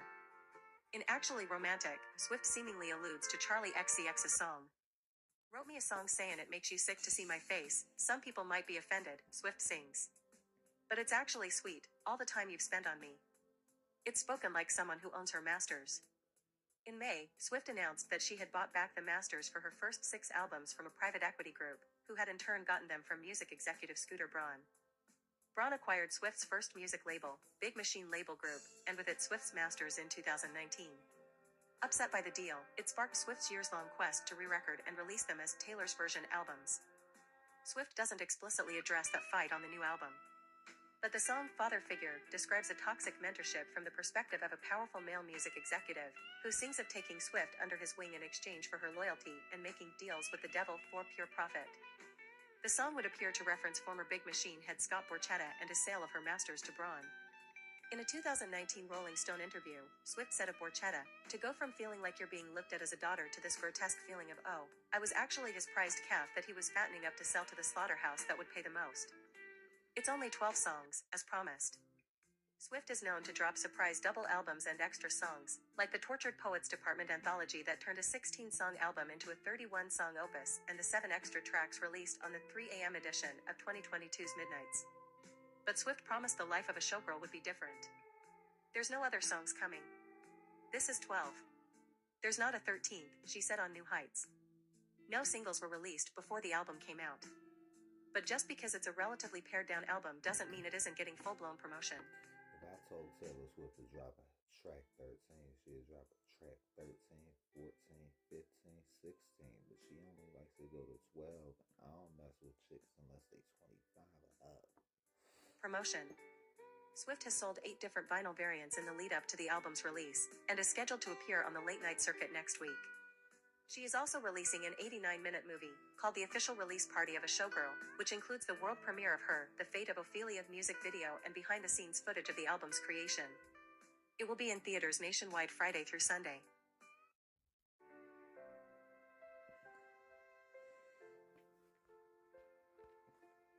Are we going to find out more about Taylor Swift? Probably, because we haven't gotten to the Los Angeles Times yet. And Los Angeles Times did not let us in. But we got something from CBS that we haven't got to yet. Taylor Swift releases The Life of a Showgirl to much fanfare. Taylor Swift's 12th studio album, The Life of a Showgirl, was released at midnight Friday to much anticipation from her fans. Swift wrote and produced the album with Swedish producers Max Martin and Shellback while she was on the European leg of her record-breaking Eras tour. I can't tell you how proud I am to share this with you, an album that just feels so right, Swift wrote in an Instagram post early Friday morning just after the album was released. A forever thank you goes out to my mentors and friends Max and Shellback for helping me paint this self-portrait. If you thought the big show was wild, perhaps you should come and take a look behind the curtain. The Life of a Showgirl is out now. The pop star announced the album, which has 12 tracks, in August on New Heights, the podcast hosted by her fiancé, Kansas City Chiefs tight end Travis Kelce, and his brother, former Philadelphia Eagles center Jason Kelce. Swift, Martin, and Shellback have written several of Swift's past hits, including We Are Never Ever Getting Back Together, Blank Space and Shake It Off. But this is the first album to only feature their collaborations. We knew that we had to bring the best ideas we've ever had, Swift said about working with Martin and Shellback when she announced the album. In celebration of the new music, a nearly 90-minute show, the official release party of A Showgirl, will play at AMC theaters nationwide Friday through Sunday. The show includes the premiere of a music video for the album's first track, The Fate of Ophelia, behind-the-scenes footage from the filming of the music video, stories behind each song and lyric videos, Swift said. Looks like it's time to brush off that era's tour outfit or orange cardigan, Swift wrote on social media announcing the show. Dancing is optional but very much encouraged. The Life of a Showgirl became the most pre-saved album in Spotify history, the streaming service said on September 1st. The last release to set that record was Swift's 11th studio album, The Tortured Poets Department, which came out in April 2024. Taylor Swift.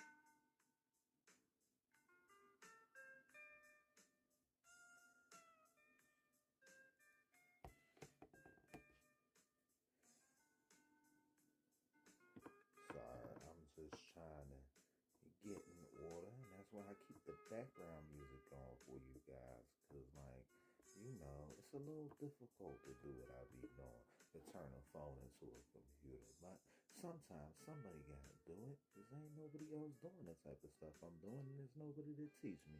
But it looks like we got a sports team trending. Is it the 49ers and the gold and white? Kendrick Bourne says Mac Jones has peace now after QB was in a different world in New England.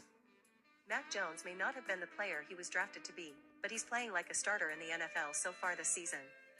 Jones went 2-9 as a starter in his final year with the New England Patriots in 2023 before being forced into starting duties with the Jacksonville Jaguars in 2024 at the end of the year, where he went 2-5. Through 3 starts in 2025, he's already exceeded expectations with a 3-0 record and impressive stats to back him up. The former first-round pick took over for San Francisco 49ers quarterback Brock Purdy, who has been dealing with a turf toe injury that has caused him to miss Week 2, Week 3, and Week 5. Jones has stepped up in the role with the best start of his career, throwing for 905 yards, 6 touchdowns, and just 1 interception. One of Jones' favorite targets last week was Kendrick Bourne, who was his teammate on the New England Patriots from 2021 to 2023. Bourne said he noticed a difference between Jones the Patriot and Jones the 49er. It's just awesome to see him in this space. How I seen him in New England was a different world for him. So to see him now, with the piece he has, he's playing free and having fun. I think it's a big part of the game for him and it's showing, Bourne said. Jones nearly set career highs in completions and passing yards against the Los Angeles Rams on Thursday in the 49ers win. His 6 touchdown passes in the first 3 games tie him with Jim Plunkett for most in franchise history. Mac is he's built the right way. His mental is the right way, Bourne said. He prepares the right way. I've seen it for a while now. How's life, caller?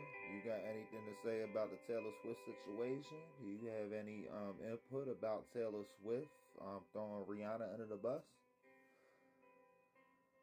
Fuck no, I don't fucking worry about that gay-ass fucking goddamn See, when they be cussing and everything, we be trying to have a smooth news stream for the nighttime. I'm just proud of him, man. You can tell he's competent and things like that. Bourne also had a notable day in Thursday's 26-23 win, with 10 receptions for 142 yards. Mac's a good quarterback and KB's a good receiver. I know we call it chemistry when they connect, but they like each other. They played with each other in New England. It was impressive today, Coach Kyle Shanahan said after the game. The 49ers are dealing with a laundry list of injuries, but are still first in the NFC West. Okay, and now we're off the 49ers. The 49ers are 49ing, and I don't know, but I know if you're 49, you probably 69. And if you a 69 guy, you might know Drake or you might know Kendrick. And I don't know, but we got this dude over here, super duper duper man. I don't know why he's so mad, but we got some more news about Taylor Swift about to hit the 5 takeaways from Taylor Swift's Showgirl movie. The pop star's new album arrived with a limited-run film in which she debuts a video for The Fate of Ophelia and chats about the LP's songs. Taylor Swift's new album arrived with the official release party of A Showgirl, and not quite a movie that's taking over screens around the world this weekend. Credit, Alex Roblewski/Agence France Presse, Getty Images.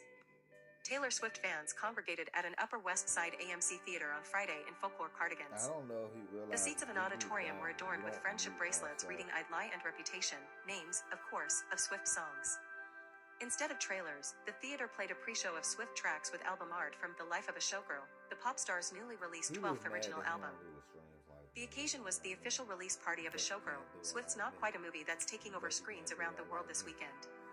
Unlike the concert film, Taylor Swift, The Eras Tour, from 2023, the official release party of A Showgirl feels more like the bonus features on a DVD. The 89-minute movie includes the video debut for the lead track, The Fate of Ophelia, which Swift wrote and directed, and behind-the-scenes footage of the shoot, plus lyric videos for the rest of the songs on the album featuring looped images of Swift in showgirl regalia. Before each video, Swift gives brief explanations of her thought process behind the song. Here are 5 highlights. She wanted The Fate of Ophelia to have firm What's up, caller? Welcome to the internet.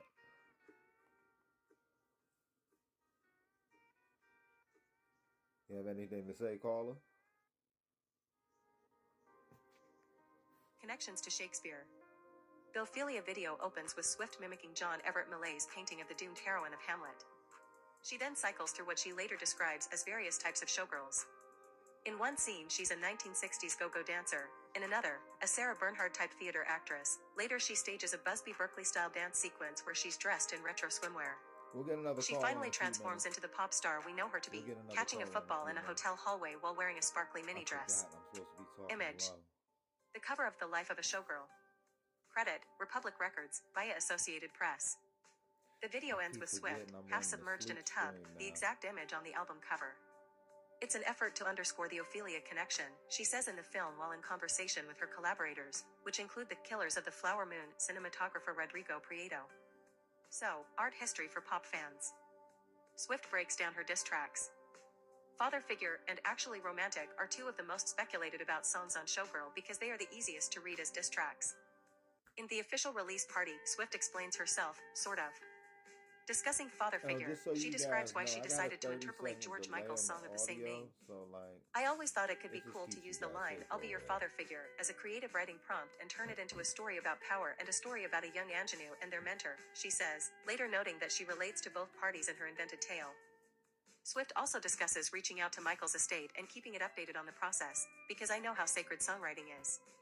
That statement could add fuel to the theory that Father Figure is about Olivia Rodrigo, who gave Swift writing credit on 2 tracks off her debut, Sour. Swift was more coy when talking about Actually Romantic, which many presume is about Charlie XCX. In the release party, Swift calls the song a love letter to someone who hates you, and adds, in my industry, attention is affection.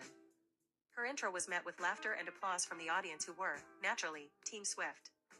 Wood gets a clean version. Swift wrote what is probably her most sexually explicit track to date with Wood, which seems to reference her fiancé's anatomy, but the official release party is a clean affair. Instead of fessing up to her not-so-thinly veiled innuendo, she says that it's a song about superstitions. The lyric video changed the likes of his love was the key that opened my thighs, to his love was the key that opened my skies. Swift is a go to call 4 cancelled pals. Swift has a rarefied life, but in her introduction 4 cancelled, she tries to make the case that anyone can know what it's like to feel social backlash. In the track, she sings about her friends getting along because they have matching scars. Apparently, Swift is mentor for those who need support after being publicly shamed. Anytime people get backlash, I tend to be the person they reach out to, she says. Swift thinks Sabrina Carpenter has what it takes to be a superstar. The only other artist.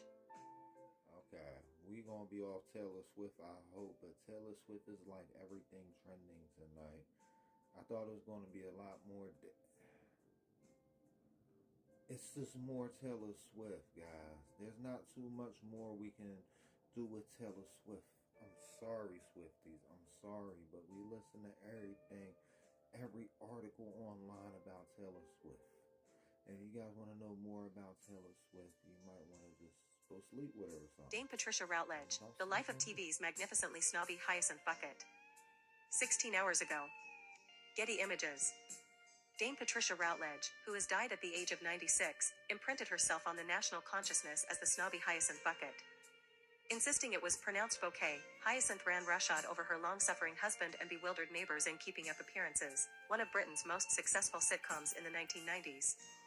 Behaving like a duchess while living in a suburb, Bucket's monster social climbing schemes were ultimately doomed to failure, while she battled to maintain her dignity. It was Dame Patricia's most famous role in a career that saw her win theatrical awards on both sides of the Atlantic, become the star of Alan Bennett's famous TV monologues, and become BBC One's crime-busting Hetty Wainthropp. Keeping Up Appearances star Patricia Routledge dies at 96. Patricia Routledge as the indomitable Hyacinth Bucket in BBC One's Keeping Up Appearances in the 1990s. Catherine Patricia Routledge was born in Birkenhead on February 17, 1929. Her father was a haberdasher, and she later recalled sheltering from German bombs in the basement of his shop during the war. She studied English at the nearby Liverpool University and intended to teach. Instead, she joined the Liverpool Playhouse before training at the Bristol Old Vic. Her successful stage career took her from the provinces to the West End, and eventually to Broadway, where Leonard Bernstein chose her to star in his musical 1600, Pennsylvania Avenue in 1976. Getty Images. Patricia Routledge gets ready for a performance in 1962. She had already won a Tony Award for her performance in Darling of the Day. She could move effortlessly from comedies to classics. She went from Stratford-upon-Avon, appearing with the Royal Shakespeare Company, and then to the National Theatre in London. There, her starring role in the stage musical Carousel involved her singing the rousing You'll Never Walk Alone. There were also various minor film roles, notably in the 1967's To Sir, With Love, and the Jerry Lewis comedy outing, Don't. Getty Images. Patricia Routledge and Jerry Lewis in Don't Raise the Bridge, Lower the River. Early small screen work included popular programs like Z Cars and Steptoe and Son. And later, one of Britain's most respected playwrights, Alan Bennett, wrote a set of outstanding Talking Heads TV monologues for her. Routledge overcame her initial reluctance to perform his scripts and excelled as a woman of no importance and a lady of letters. She went on to play a lonely, middle-aged department store clerk tipped into a relationship with a kinky podiatrist in Bennett's Miss Fawcett Finds Her Feet. Finding Her Feet as Alan Bennett's lonely, middle-aged Miss Fawcett. A comic turn as the larger-than-life kitty on the Victoria Wood show led to the creation of Hyacinth Bucket. Routledge recalled being sent the scripts by the writer, Roy Clark, who had also done Last of the Summer Wine and Open All Hours. I had opened the script for a moment at 1 o'clock in the morning, she said. I read straight through and Hyacinth leapt off the page. I knew that woman, I knew several of that woman. Keeping Up Appearances ran for 5 series and included 4 Christmas specials. In a documentary, she later claimed that fans had included Queen Elizabeth, the Queen Mother, and Pope Benedict XVI. Patricia Routledge as Hyacinth Bucket alongside Clive Swift, who played her husband, Richard. It became BBC Worldwide's most exported program ever and meant Routledge was recognized as far away as Botswana. For her work on the sitcom, she was voted Britain's all-time favorite actress in 1996, but after 5 years in the role, she felt it was time for a change. I brought it to an end, she said, which, of course, the BBC didn't care for very much. She thought that Roy Clark was beginning to recycle ideas and recalled a piece of advice from the comedian, Ronnie Barker. He always left with people saying, "Oh, aren't you doing any more?" She said, rather than people saying, "Is that still on?" Patricia Routledge as Hetty Wainthropp, Lancashire housewife turned sleuth.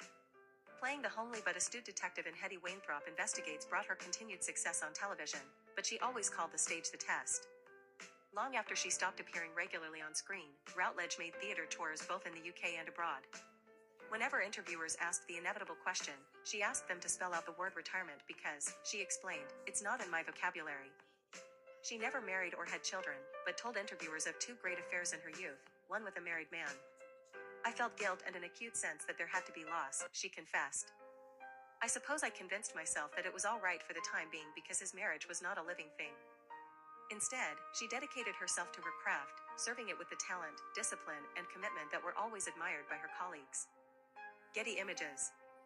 Patricia Routledge was awarded an MBE, a CBE, and later became a Dame Commander of the Order of the British Empire. She was scathing about the BBC's decision in 2016 to bring back Keeping Up Appearances, but this time set in the 1950s and featuring a younger version of her character. Questioning the corporation's policy of resurrecting old sitcoms, she said, "Why are they doing this sort of thing? They must be desperate." She had already clashed with the BBC over its decision not to commission a documentary she had written about the author Beatrix Potter. Routledge was a patron of the Beatrix Potter Society, which eventually aired on Channel 4. On turning 90, she continued to live quietly in Chichester, where she busied herself raising money for the cathedral roof. In 2017, she became a Dame Commander of the Order of the British Empire, but unlike Hyacinth, honors did not go to her head. Dame Patricia always said she thanked her northern roots and solid family for giving her good sense with her time and her money.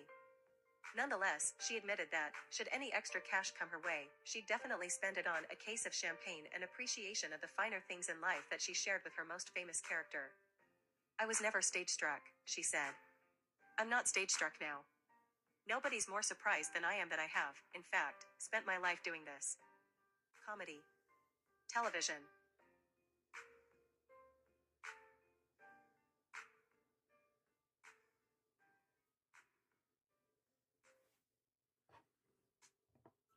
And we're going to see what else is trending tonight, because you guys know what we do. We are the trend watchers.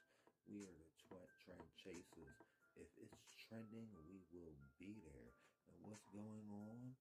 What's going on? So much stuff. Did we hear about Carly and Taylor Swift? Because I know you guys are loving our Taylor Swift coverage. And if you love Taylor Swift like we don't love Taylor Swift, give me a big FU in the comment section below. I don't know what I just did with this phone. I need somebody to teach me how to use my phone. Am I getting old? Maybe. Oh, we got the Rolling Stone coverage of Taylor Swift. Everybody is covering Taylor Swift. Is Taylor Swift's actually romantic about Charlie XCX? A look back at their friendship. The only person that's not covering Taylor Swift is Taylor Swift. Charlie XCX, and Taylor Swift posed backstage at iHeartRadio Jingle Ball 2014, hosted by Z100 New York and presented by Goldfish Puffs at Madison Square Garden on December 12, 2014 in New York City. Kevin Mazur /WireImage/Getty Images. There are moments across Taylor Swift's newly released album, The Life of a Showgirl, that revel in the theatrics of public spectacles and high drama, something she knows well.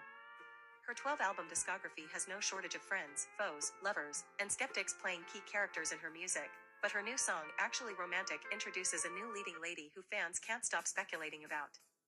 A lot of this is because most people think the track is about Charlie XCX. The two artists have orbited each other for years, having even shared the stage together on Swift's Reputation tour. But their stars blazed different paths for them both, converging again only by a twist of fate. Charlie fell in love with the 1975's George Daniel in 2022, then a year later, Swift had entered a highly public and controversial situationship with the 1975's Maddie Healy. For the first time in a while, their pop worlds fully collided.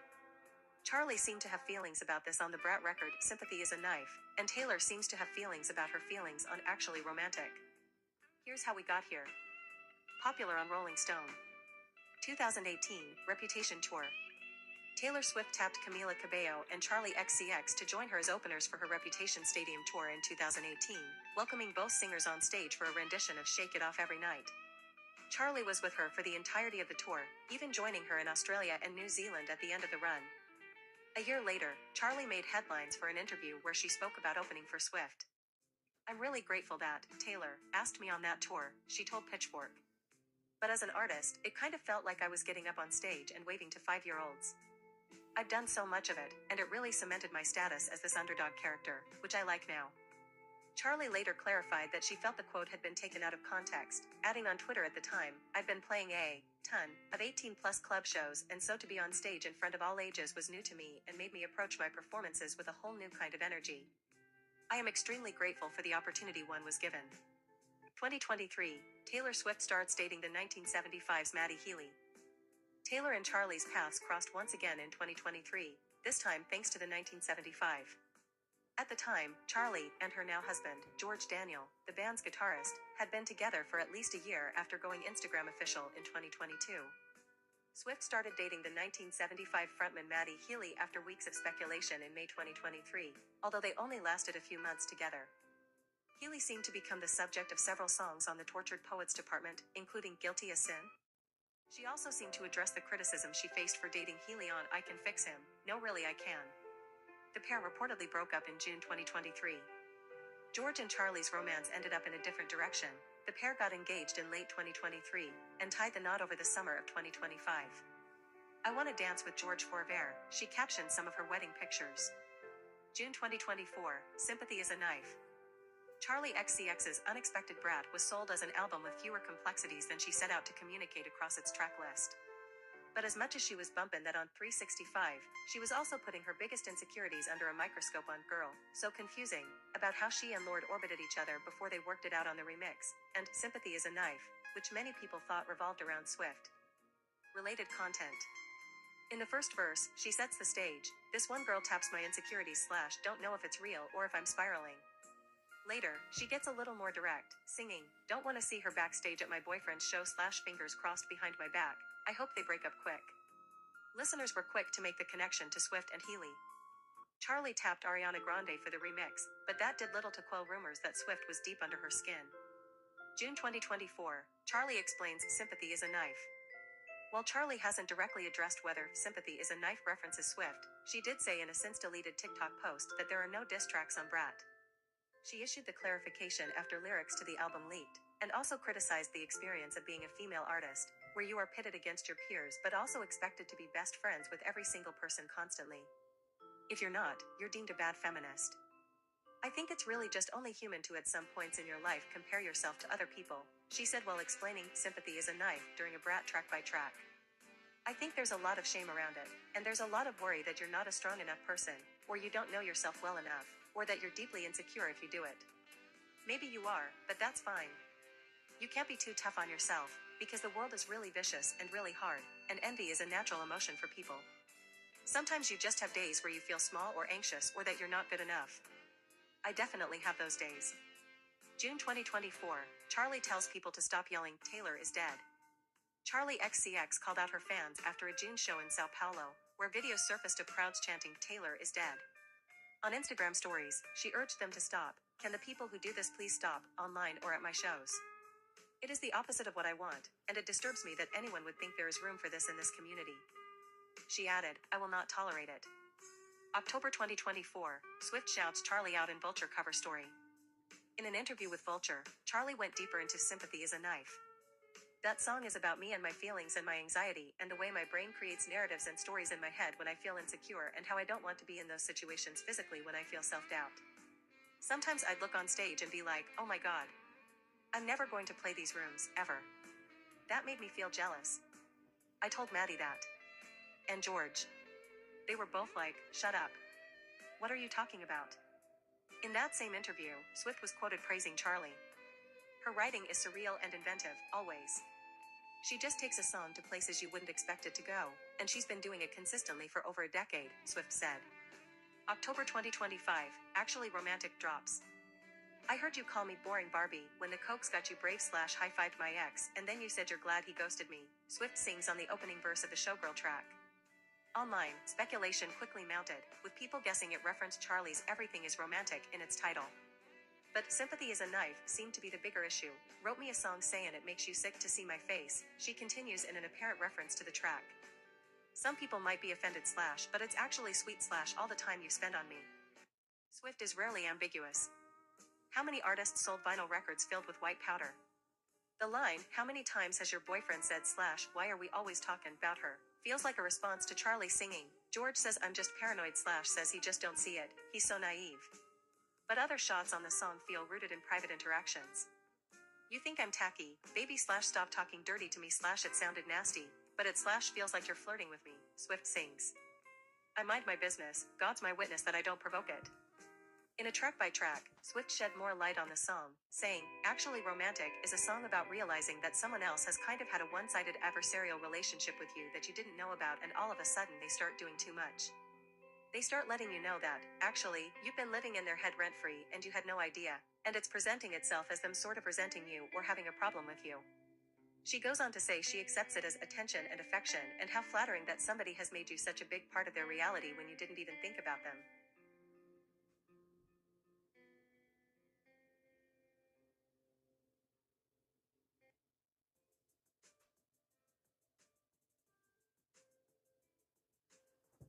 Yeah, we're about to be moving on to the next story. Are you guys asleep yet? We're not asleep yet, but we're getting very close. What's going on with Patricia? We already dealt with Patricia. Chevron. Something is going on in Chevron, and it appears not to be in English. It could be in English. It may be in English. Massive fire at Chevron refinery in California contained, officials say. 12 hours ago. Nadine Yusuf. Watch, oil refinery fire turn night skies orange over Los Angeles. Firefighters in California have contained a massive overnight blaze at a jet fuel production unit at Chevron's El Segundo refinery near Los Angeles. Residents in El Segundo, some 20 miles 32 kilometers southwest of Los Angeles, reported feeling a major blast around 21:30 local time, 4:30 Greenwich Mean Time, on Thursday, with orange flames and plumes of smoke visible around the refinery. City officials say there is no public threat or evacuation orders currently in place. The cause of the blast is under investigation. In a statement, Chevron called it an isolated fire and said that all refinery personnel and contractors have been accounted for and there are no injuries. No evacuation orders for area residents have been put in place by emergency response agencies monitoring the incident, and no exceedances have been detected by the facility's fence line monitoring system, the company said. It is unclear how much damage the refinery suffered from the explosion and fire. The Chevron refinery is located near the Los Angeles airport and supplies jet fuel for its operations, though there was no immediate impact to the facility, LA Mayor Karen Bass said in a statement. Flights at the airport are operating as normal. The El Segundo refinery, built in 1911, is Chevron's second largest in the U.S. and produces 285,000 barrels of crude oil every day. It supplies a fifth of all motor vehicle fuels and 40% of the jet fuel consumed in Southern California, Reuters reported. El Segundo Mayor Chris Pimentel said firefighters were able to respond immediately to the blast. Our station is about a 0.25 mile away from the gates of Chevron, Pimentel told reporters. Obviously, we are very concerned, and there is a lot of investigative work to be done to see what has happened. The blaze was visible as far as Los Angeles and filled the air nearby with the smell of petrol. In addition to investigating the explosion, officials in the city of El Segundo said they are monitoring air quality levels for signs of pollution. One nearby resident, Mark Rogers, told the Los Angeles Times that the blast was startling for people nearby. I thought we got nuked or something, Mr. Rogers told the local newspaper. Another resident, Keith Moore, said the flames looked like they were 300 foot. I didn't know if a plane crashed or there was an earthquake or both, he said. With additional reporting from Crystal Hayes in Los Angeles, United States. California.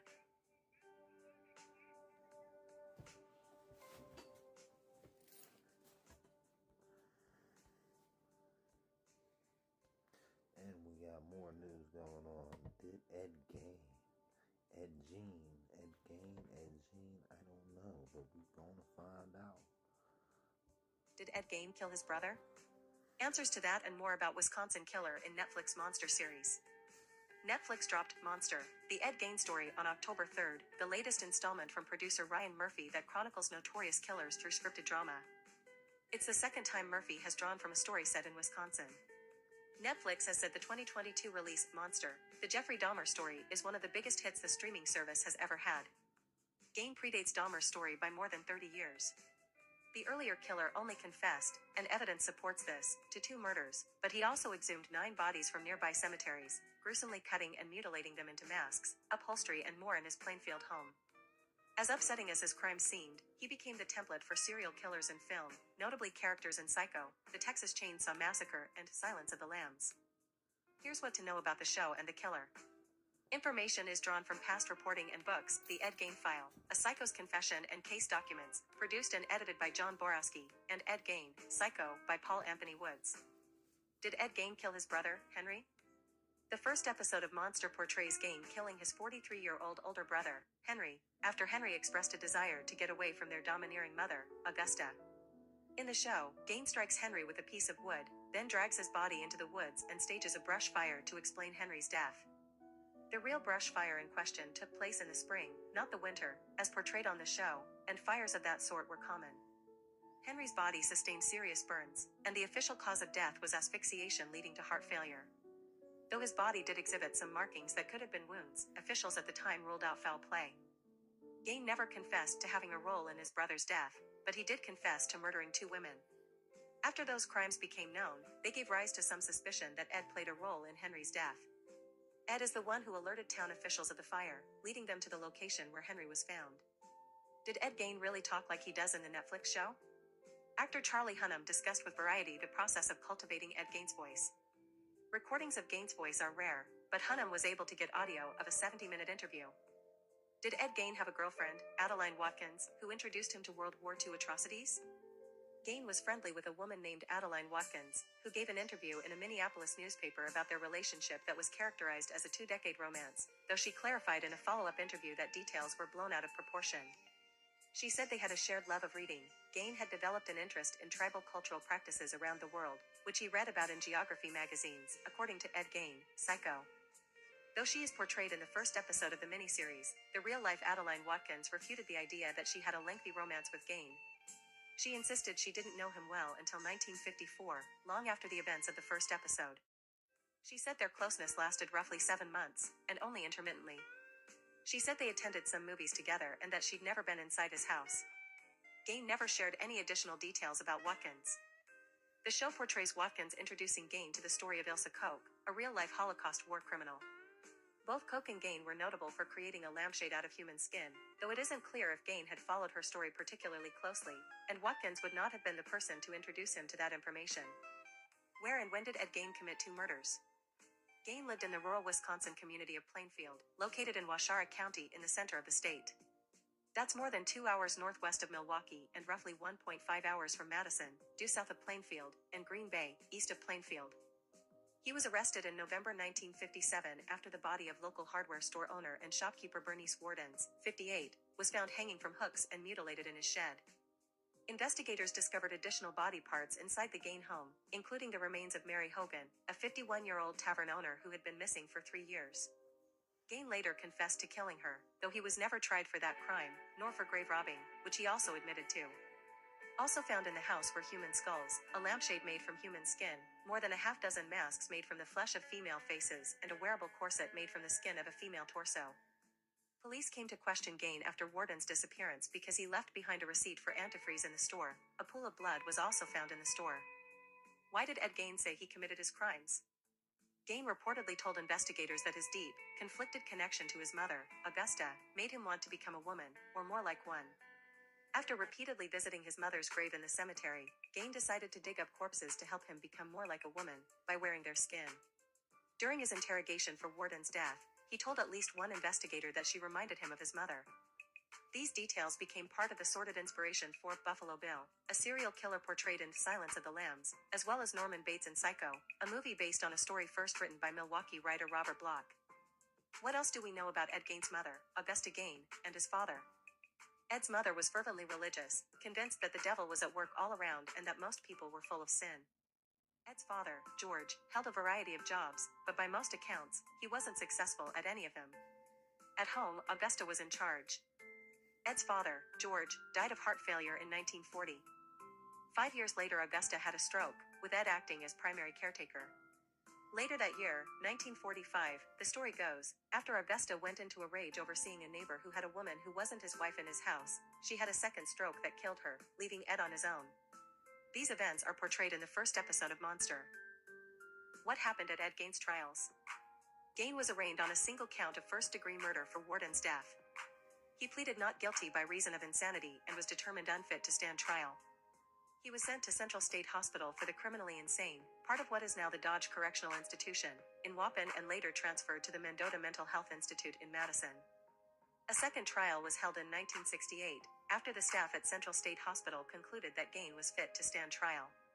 Gain was found guilty of murder, but in a follow-up proceeding was ruled to be not guilty, again by reason of insanity. Is Ed Gain still alive?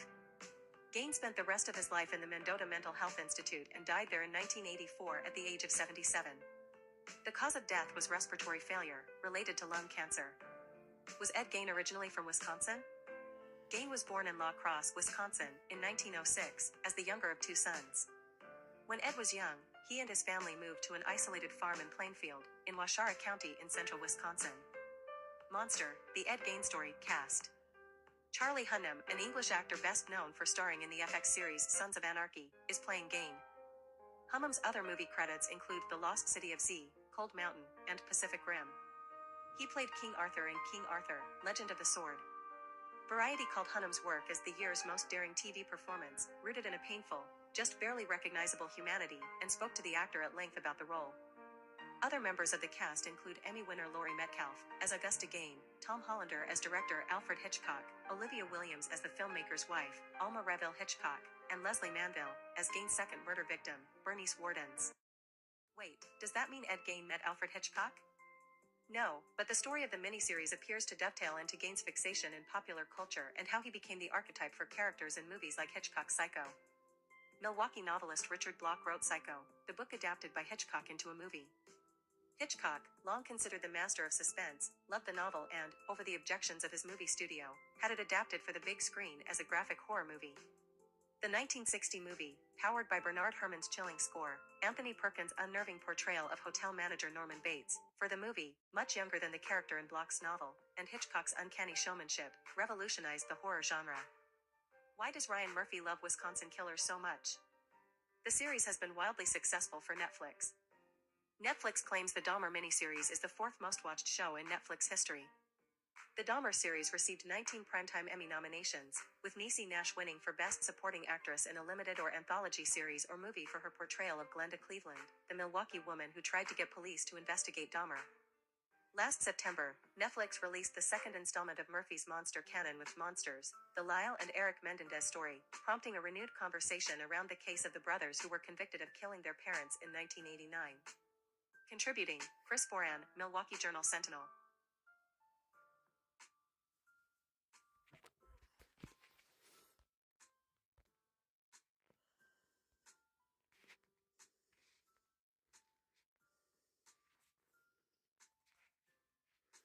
And now we have another story for you guys. Are you guys New video ready? published by Homa TV station raises serious questions in Karen Lacey crash. Homa, Louisiana, WAFB. Shocking new video that was published by Homa TV station HTV shows former LSU football standout Karen Lacey was apparently behind the vehicles that crashed last year, and at the time, not weaving in front of them, forcing a driver to take evasive action, painting a different picture than what investigators initially told the public about the wreck. During a 44-minute interview with HTV and Martin False published Friday, October 3rd, Lacey's attorney, Matthew Ory, said there was no way Lacey could have been responsible for the crash that killed Herman Hall. The interview on HTV also includes body camera video of a state trooper instructing a witness on what to write in a report. During the HTV interview, Ory pointed to a portion in the report, attributing it to the district attorney's office, saying, "The evidence submitted in the crash report does not support that Karen Lacey should have known that his actions were the cause of the crash that happened approximately 72 yards in front of him." Lacey's lawyer was not immediately available for comment. He has maintained Lacey's innocence from the very beginning. Related, Karen Lacey's defense attorney denies fault of former LSU star in connection with deadly crash. Lacey died in April 2025 in Houston, months after state police arrested him for causing the crash. You can watch the full interview with HTV here. In January 2025, state police said. On Friday, October 3rd, LSP issued the following statement. Following the crash, LSP conducted a detailed investigation with the assistance of crash reconstruction experts and with all available information at the time. Investigative findings revealed that Mr. Lacey's reckless driving while approaching oncoming traffic led to the events of the crash. The findings were presented to the 17th Judicial District Court, which approved an arrest warrant based on the evidence collected. As with all investigations leading to arrest, the subjects of the investigation are presumed innocent until proven guilty in a court of law. LSP. Click here to report a typo. Please include the headline. Click here to subscribe to our WAFB 9 News Daily Digest and breaking news alerts delivered straight to your email inbox. Watch the latest WAFB news and weather now. And make sure you watch WTFFN as well. We always got that smooth news for you guys every night. Every night we do this all the time. And if you guys don't do this, I don't know what to tell you. But we got the news. Why Cool Kicks founder Adil Shams was arrested after LAPD raid. First details out. Adil Shams, the founder of popular sneakers brand Cool Kicks, was arrested on a live stream when LAPD raided its store. Update, Cool Kicks has issued a statement after its founder Adil Shams was arrested on a live stream when the Los Angeles Police Department apparently raided its store. Cool Kicks founder Adil Shams was reportedly arrested by LAPD, LinkedIn. In a statement to HT.com, Cool Kicks said, yesterday, the LAPD impounded a small allotment of Nike sneakers that Cool Kicks purchased and received within the last 48 hours, alleging that the merchandise was stolen. This news came as a complete shock to our entire team. Neither Cool Kicks leadership, nor our staff, had any knowledge or reason to believe that these products were stolen. We entered into this purchase in good faith, as we always have, committed to running an honest business built on integrity and trust. The company, however, clarified that there have been no allegations that any of the products were counterfeit. Cool Kicks takes pride in serving our loyal community with authentic, high-quality products and service. It is at the heart of our culture. We want to reassure our community that the integrity of our products remains our highest priority, the company added. We are confident the truth will come out, and the trust we have worked so hard to earn will remain strong. Also read, D4VD's manager issues strong 6-word response in fresh twist to Celeste Rivas case.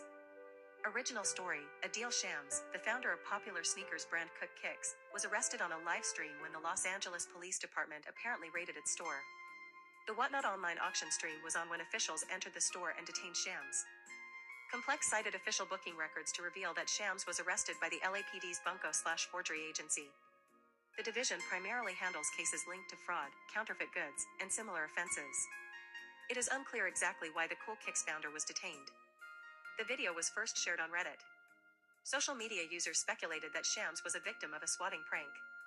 While there are no official statements on the matter, the Complex report added that it is being alleged that Shams' arrest was linked to the possibility of the store selling counterfeit products. The report further cited booking records to add that a deal was released at midnight, and a court date for this case has been set for October 23rd at the LA Superior Court. Cool Kicks was raided yesterday by the LAPD's bunco/forgery division, which handles fraud and counterfeit goods cases, leading to the arrest of founder Adil Shams on felony charges related to alleged fraud, one person wrote on X, platform formerly known as Twitter. Cool Kicks' first store opened in 2014 in Virginia. Adil Shams then opened its most popular location in Melrose in Los Angeles, in 2016. Cool Kicks is the leading influential, exclusive, and aspirational lifestyle brand for sneaker culture and streetwear. Cool Kicks represents authenticity and cultural lifestyle, attracting an enthusiastic community of sneakerheads, including A-list celebrities. A distinctive brand, Cool Kicks has over 4.5 million followers across social platforms worldwide and over 4 billion YouTube impressions alone. Successfully built a multi-million-dollar brick-and-mortar sneaker retail chain to provide affordable sneakers, according to the founder's LinkedIn profile.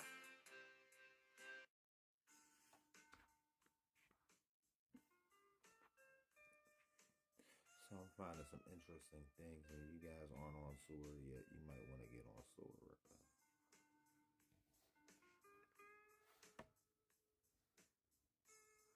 Charlotte vs. South Florida prediction, odds, line, start time, 2025 College Football Week 6 picks by model. Head coach Alex Golesh and the South Florida Bulls open AAC play when they take on the Charlotte 49ers on Friday night.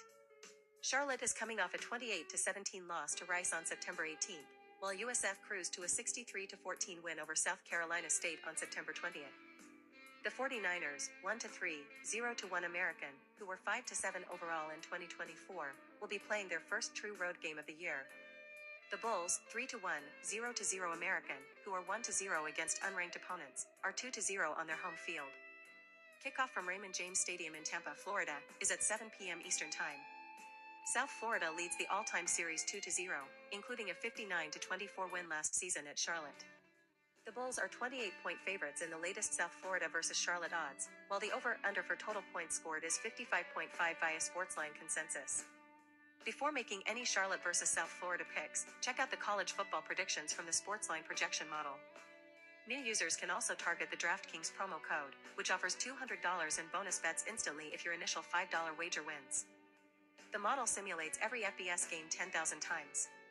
Since its inception, it has generated a betting profit of well over $2,000 for $100 players on its top-rated college spread football picks, and is a profitable 35-22 combined on moneyline and over/under college football picks since the beginning of 2024. Anybody following its college football betting picks at sportsbooks and on betting sites could have seen strong returns. Now, the model has set its sights on Charlotte vs. South Florida. You can visit Sportsline now to see the picks. Here are the FBS college football odds and trends for USF vs. Charlotte. Charlotte vs. South Florida spread. South Florida -28 at DraftKings Sportsbook. Charlotte vs. South Florida over/under. 55.5 points. Charlotte vs. South Florida money line. South Florida -6,250, Charlotte +1,800. Charlotte vs. South Florida picks. See picks at Sportsline. Charlotte vs. South Florida streaming. Fubo, try for free. Why South Florida can cover. The Bulls are led by dual-threat quarterback Byron Brown. The senior has completed 73 of 116 passes, 62.9%, for 983 yards and 6 touchdowns with 2 interceptions. He is also second on the team in rushing, carrying 47 times for 120 yards, 2.6 average, and 2 touchdowns. In a 34-7 win over Boise State in the season opener, he completed 16 of 24 passes, 66.7%, for 210 yards, while rushing 14 times for 43 yards and 2 touchdowns. Among his top targets in the passing game is senior transfer Chaz Nimrod.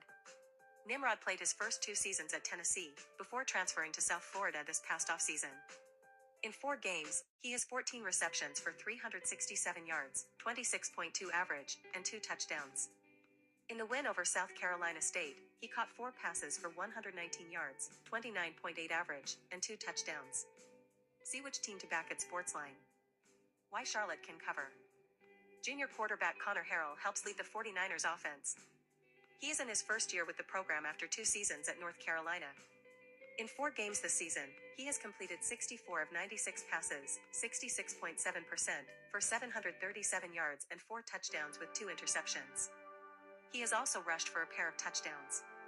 In a 42-35 win over Monmouth, he completed 26 of 30 passes, 86.7%, for 382 yards and 3 touchdowns with 1 interception. He also carried 13 times for 47 yards and 2 touchdowns.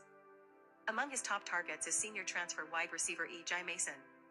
He is in his first season with the program after 2 years at Samford. He has caught 20 passes for 308 yards, 15.4 average, and 3 touchdowns. In the win over Monmouth, he caught 10 passes for 228 yards and 2 scores. See which team to back at Sportsline. New users can also check out the latest FanDuel promo code and get $300 in bonus bets instantly at FanDuel if your $5 bet wins. How to make Charlotte versus South Florida picks. Sportsline's model is going under on the total, projecting 54 combined points. It also says one side of the spread hits in well over 60% of simulations. You can only get the pick at Sportsline. So who wins South Florida versus Charlotte, and which side of the spread hits well over 60% of the time?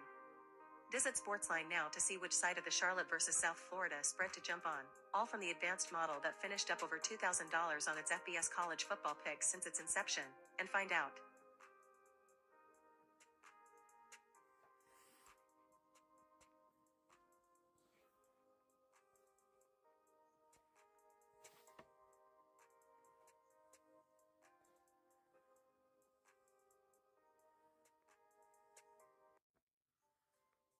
Come on, babe. Alright, I'm trying to get something working for us, but it's looking like ain't nothing working, so we might not do this trend today. And if we do this trend today, we're gonna do a different trend, you feel me? American climber Balin Miller dies aged 23 while climbing El Capitan. American climber Balin Miller has died at the age of 23 while climbing at Yosemite National Park, his mother confirmed on Thursday. Miller was attempting to summit El Capitan, Yosemite's iconic wall soaring 3,000 feet from the valley floor, via the Sea of Dreams route when the accident occurred, Janine Mormon, Miller's mother, wrote in a blog post on the VIRR website, the family's outdoor goods business. "This is unthinkable," Mormon wrote in tribute to her son. "At this time, we do not yet know all the details. What we do know is that the world has lost an extraordinary soul, and our hearts are shattered." Mormon went on to describe her son as having a touch of Robin Williams' wild energy. Strategic, curious, and endlessly playful, he brought light wherever he went. El Capitan is a popular destination for big wall climbers, best known as the site of Alex Honnold's Oscar-winning free solo documentary, during which Honnold scaled the rock face without ropes. Miller had been hoping to lead a route at some point in Yosemite, Mormon said, having recently completed an ice and alpine climbing trip in his home state of Alaska. A popular figure in the climbing community, Miller would live stream some of his climbs on TikTok and was affectionately known as Orange Tent Guy due to his eye-catching camping equipment. He would often wear silver glitter across his cheekbones during climbs, a look he likened to a warrior putting makeup on before going into battle in an interview with Climbing magazine earlier this year. According to Mormon, Miller was introduced to rock climbing by his father at a young age. His early years in the sport were spent in the mountains of Alaska, before graduating to cliffs and ranges across the world, living a nomadic life in pursuit of adventure, Mormon said. Balin was full of life, a true wild card at heart, she added. He lived simply, often out of his silver Prius, scraping together a shoestring income to support his greatest passion, climbing. In June, Miller completed what is believed to be the first solo climb of the Slovak direct route on Mount McKinley in Alaska, North America's highest peak, also known as Denali. Miller's death came on the first day of the federal government shutdown, with many national parks at risk of closing or having limited services available to visitors.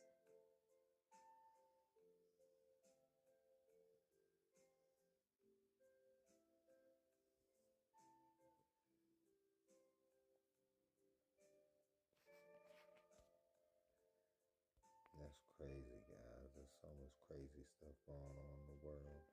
Now we got Delaware football trending. Why is Delaware football trending? We don't know. Colorado State versus San Diego State live stream. Where to watch online. CBS Sports Network Channel Finder. Odds. The 2025 college football season ramps up in Week 6 with 7 live games on CBS Sports Network across 3 straight days of action. The marathon kicks off Thursday night as Sam Houston visits New Mexico State in search of its first win of the season. A Friday doubleheader follows in Conference USA with Delaware hosting Western Kentucky, then shifts west for a Mountain West clash between Colorado State and San Diego State. You can bet college football games this week at FanDuel Sportsbook, where new users get $300 in bonus bets with a winning $5 wager. Click here. Saturday brings 4 more matchups. Ball State opens its MAC schedule against reigning conference champion Ohio, while UConn looks to extend its winning streak to 3 when Florida International comes to town. The evening is capped by a Mountain West doubleheader. UNLV travels to Wyoming before Nevada closes the weekend against Fresno State. CBS Sports Network will carry all 7 games, with full viewing info, betting lines, and key storylines to follow as Week 6 unfolds. All times Eastern odds via Sportsline consensus. Colorado State versus San Diego State. Date, Friday, October 3rd. Time, 10:30 p.m. Location, Snapdragon Stadium, San Diego, California. TV, CBS Sports Network, Channel Finder, live stream, cbssports.com, mobile, CBS Sports app, free, spread, San Diego State -5. No, we ain't doing the spreads. If you guys want to look up the spreads, you guys can look up the spreads. But we don't spread spreads like that over here. We spread regular spreads. And if you want the spread, then I don't know, guys. Official weigh-in results, UFC 320, Ankalaev versus Pereira 2. UFC 320, Ankalaev versus Pereira 2 will take place Saturday, October 4th at T-Mobile Arena with the main card at 10 p.m. Eastern Time, 7 p.m. Pacific Time on the ESPN app. The prelims will be available on ESPN News, ESPN Deportes, ESPN Plus, and Disney Plus at 8 p.m. Eastern Time, 5 p.m. Pacific Time. The early prelims will kick off at 6 p.m. Eastern Time, 3 p.m. Pacific Time on ESPN Plus, Disney Plus, and UFC Fight Pass. How to watch UFC 320 in your region. Main event and co-main event scheduled for 5 rounds each. All other bouts scheduled for 3 rounds each. UFC 320, Ankalaev versus Pereira 2 official weigh-in results. Main card. Main event, light heavyweight, Magomed Ankalaev, 204.5, versus Alex Pereira, 204.5. Co-main event, bantamweight title bout, Merab Dvalishvili, 135, versus Corey Sandhagen, 134.5. UFC 320 full fight card preview. Light heavyweight bout, Yuri Prochaska, 206, versus Khalil Roundtree Jr., 205. Featherweight bout, Josh Emmett, 146, versus Youssef Zalal, 146. Middleweight bout, Abuz Magomedov, 185.5, versus Joe Pyfer, 186. Unlock more of your inner combat sports fan with UFC Fight Pass. Fighting is what we live for. And no one brings you more live fights, new shows, and events across multiple combat sports from around the world. With a never-ending supply of fighting in every discipline, there's always something new to watch. Leave it to the world's authority in MMA to bring you the ultimate 24/7 platform for more combat sports, UFC Fight Pass. Continue watching. Early prelims. Women's bantamweight bout, Macy Chiasson, 137.5, asterisk versus Yana Santos, 135. Bantamweight bout, Patchy Mix, 136, versus Jakub Wiklax, 136. More UFC 320, embedded, comic.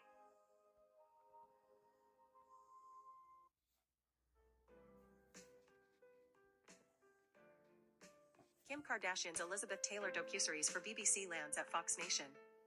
Elizabeth Taylor and Kim Kardashian Getty/Fox Nation. Elizabeth Taylor, Rebel superstar, the Kim Kardashian-produced docuseries that was originally commissioned by the BBC, has landed at Fox Nation. The streamer has acquired the US rights to the 3-part series, which aired on the British public broadcaster last year. The series will air in the US on October 6th after Fox Nation struck a deal with distributor Fremantle for the Passion Pictures-produced series.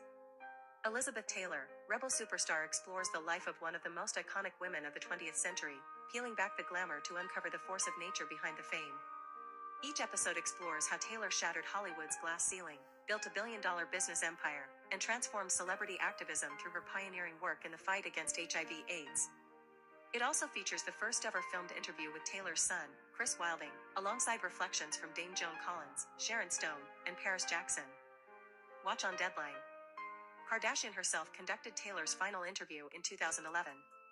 The influencer told Harper's Bazaar last year that she was always drawn to Taylor. "We were actually supposed to meet up for tea at her house, and then she fell ill," Kardashian said. The pair subsequently spoke over the phone. "We were talking about fighting for people," she added.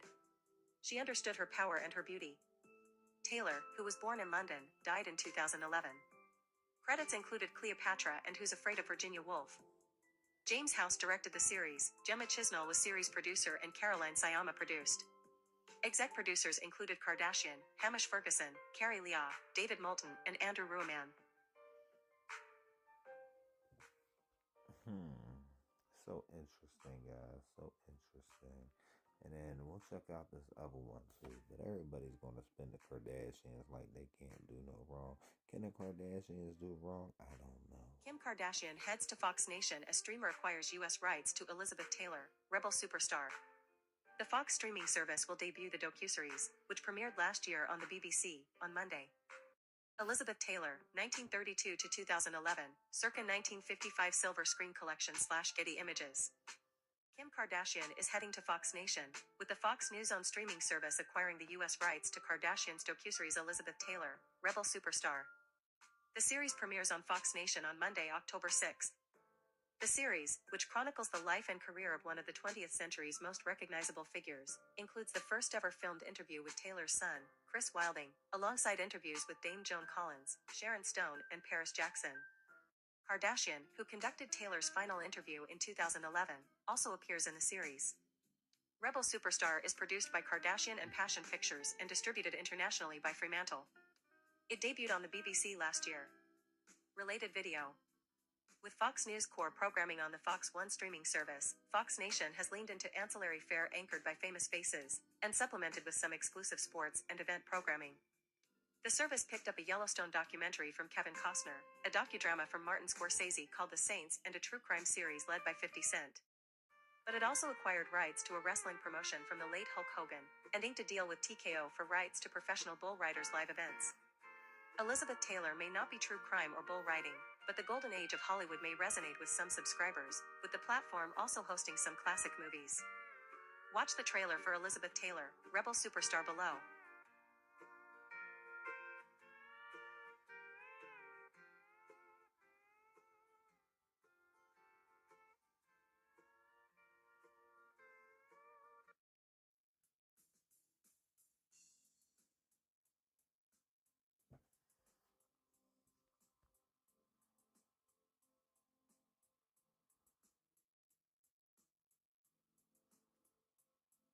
On to Dollywood. I don't know what's going on with Dollywood. We're going to find out what's going on with Dollywood. And this is Dollywood owners have shut down 2 newly acquired entertainment parks. Hershend Family Entertainment Corporation has recently announced the closure of 2 family entertainment centers, which were acquired from Palace Entertainment in May. Susan Glazer, Cleveland.com. The parent company of Dollywood has closed 2 of their other amusement parks in Georgia. WSB-TV reports that Malibu Norcross, an arcade and go-kart amusement center in Gwinnett County, and Mount Asia Family Entertainment Center in Cobb County, both in Georgia, have recently been shut down. Malibu Norcross and Mount Asia were among the assets acquired by Hershend Family Entertainment Corporation when they bought the Palace Entertainment's 24 parks and attractions in the United States in May of this year. Pennsylvania amusement parks Dutch Wonderland and Kennywood are among the parks formerly operated by Palace Entertainment, now owned by Hershend. Hershend jointly owns Dollywood, along with singer Dolly Parton through her Dolly Parton Productions entertainment company. These centers have played an important role in their communities, and we're incredibly grateful to the hosts who've created so many joyful memories for families, said Andrew Wexler, Hershend CEO, in a statement to WSB-TV. This decision is in no way a reflection on the hosts or the quality of the experiences offered, but rather a recognition that family entertainment centers operate differently than the types of attractions we are best structured to support, the statement read.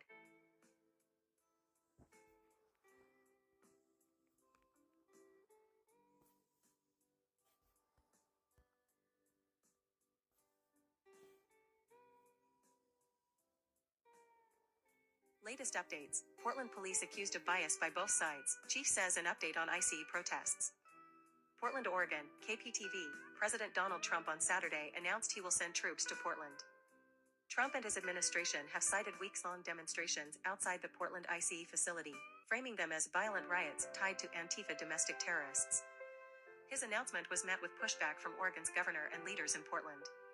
Oregon conservatives praised the president's decision. On Sunday, Oregon Attorney General Dan Rayfield says he filed a lawsuit in U.S. District Court against the Trump administration.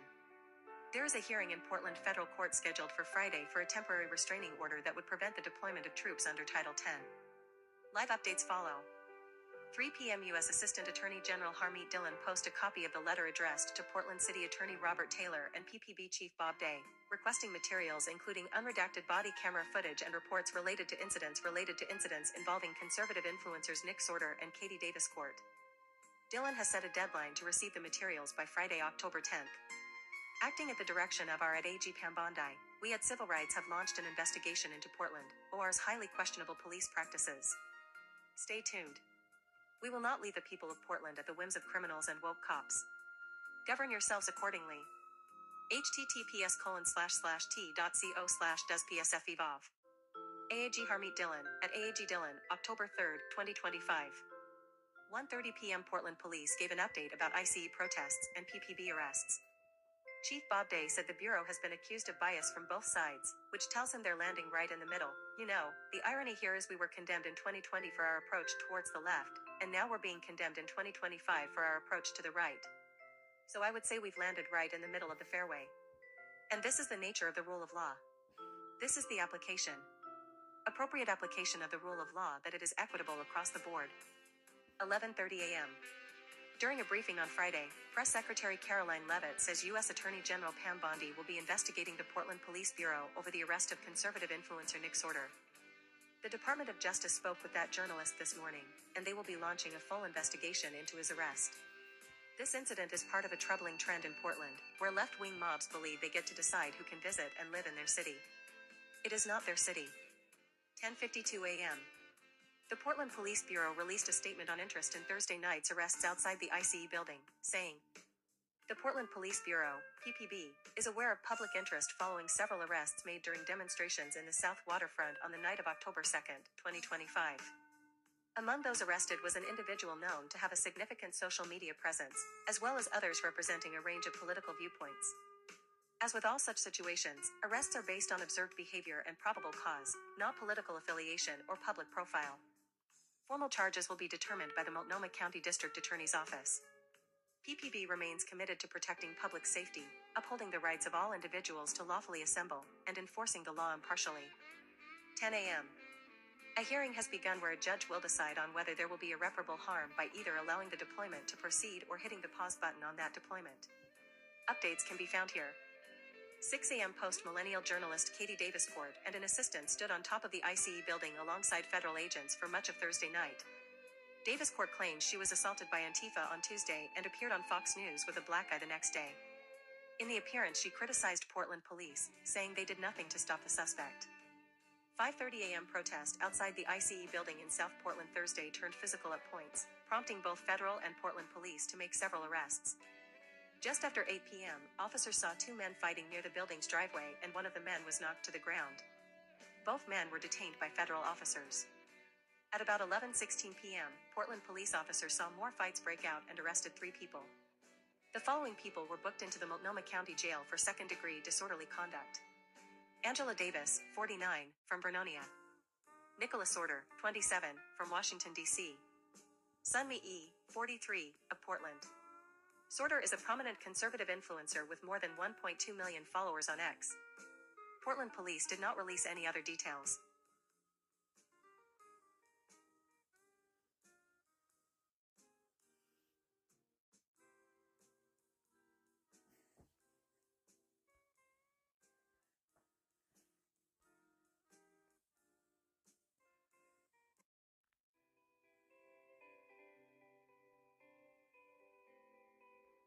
Horoscope for Friday, October 3, 2025. Moon alert. Avoid shopping, except food and gas, or important decisions from 1 p.m. to 9:30 p.m. After that, the moon moves from Aquarius into Pisces. Aries, March 21st to April 19th. This is an excellent day for warm discussions with friends and members of groups because you are a good listener today.